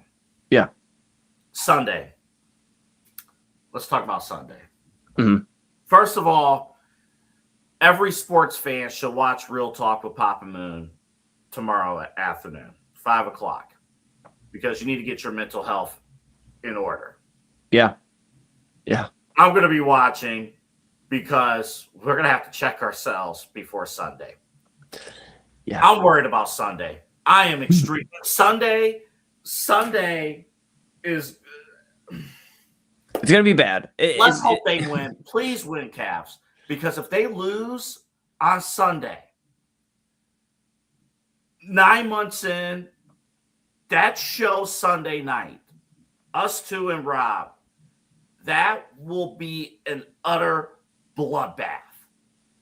Yeah. It's going to be rough. It's going to be absolutely rough. It's going to be bad. I think it's going to be bad even if we win, because this team, now you got to stumble into New York. I mean, but obviously the ideal is they win AA. You are correct. Real Talk with Papa Moon Saturday is going to be very good. We have Omar actually from the network sitting down with them, so it'll be a really good episode. And I advise everybody to watch and feel good about your mental health. And that's very important. We don't take that for granted. We want you to make sure you take care of yourself. And I want to remind you, Game 7 is going to be absolutely a roller coaster, whether the Cavs win or not. Don't allow it to completely disrupt your day. I know Double's got the biggest headache in the world right now. Don't let it disrupt your entire day, because here's the reality, guys and girls and everybody out there. The Cavs don't feel pressure. So why should you feel pressure going into your Sunday Game 7, worrying, biting your nails? Oh my goodness, the pizza's late. Oh my goodness. Don't feel pressure. Allow them. It's like this. I've been given a lot of analogies in the dating world recently. Yes, you have. I am the love guru, apparently. Yes. But it's like this. If you keep giving the effort, us as fans, we're in a relationship with the Cavaliers. We keep giving effort. We keep reaching out first. Come on, Cavs, you gotta want it. Come on, Cavs, please. We brought a pizza this time. I got my friends over to watch you. And they just keep embarrassing you and keep doing the same stuff and go, look, I'm not really worried about this. I'm just trying to live my free spirit era. I've heard that one before. My free spirit. I'm a free spirit. Well, then they could be a free spirit, but you should be a free spirit too. Don't allow yourself to let them ruin your day. We want them to win, yes. Will they? We don't know. But we do know one thing. Game 7 is going to be a roller coaster. So take care of yourself. At halftime, walk outside in Cleveland. It's going to be a nice day. It's going to be like 70s, in the 70s. Walk outside and breathe, because I'm telling you, if they lose, we'll all breathe it in together. We'll be pissed for a few hours. We will get after it. I promise you. If you've never seen Rob, AA, and I all mad at the same time, it gets a little rough. So make sure you stay locked in here at the Inside Edge Network, Inside Edge Net. It's gonna get rough. But yeah, Saturday and first. This is not gonna be, and this is not gonna just be on the backdrop of, boy, they played horrible, but it's the Cleveland Browns, so we get it. This should not happen. Yeah. You're the most disappointing team in this modern era of the NBA. Yeah. We're not even talking about the Guardians at that point. Guardians are off the hook for a little bit if the Cavs do this. Guardians, well, nobody's talking about them blowing the wild card series after the 15.5 game comeback. I mean, nobody will be talking about that AA. They will be back in the clear. It'll be everybody in this city will shift their focus to, well, can the Guardians get it done this year? Because they're still playing guards ball. They're going to be competitive. It's the AL Central. The Cavs will become an afterthought. They are playing a dangerous game because, as you see, I'm wearing my Browns jersey. The Browns will always be front and center. This team will always be front and center. We can sit here and dissect why not, why not the Cavs. But this is the reason why. The Cavs have had a really important chance here in the last 10 years. After winning that title in 2016, to really pile it on, put on a few more championships, put it to the point where, well, now the Cavs have 2, 3, 4 championships in this last 10, 11-year run. So now they are in the focal point because they've done it. I've seen it with teams. I've seen it in other cities where a team is overtaking a team. It's taken a lot, but it happens. And the Cavaliers have dropped the ball. They have absolutely dropped the ball and tried to become in front of the spotlight. And, we thought attendance was bad at times. We thought, the team was bad at times. Well, that could become a reality in about, Sunday night, by Monday morning. 48 hours. Dan Gilbert will be in Detroit. He will do his part. He'll bus season ticket holders, get them to Detroit. You got all day to get there.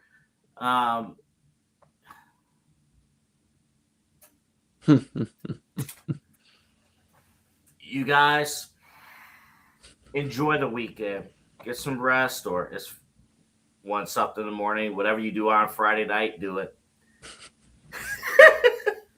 Enjoy your Saturday. Enjoy your Sunday, because they don't play till 8 o'clock. So enjoy your Sunday. Enjoy your weekend. We'll see you guys Sunday night. That's all I got.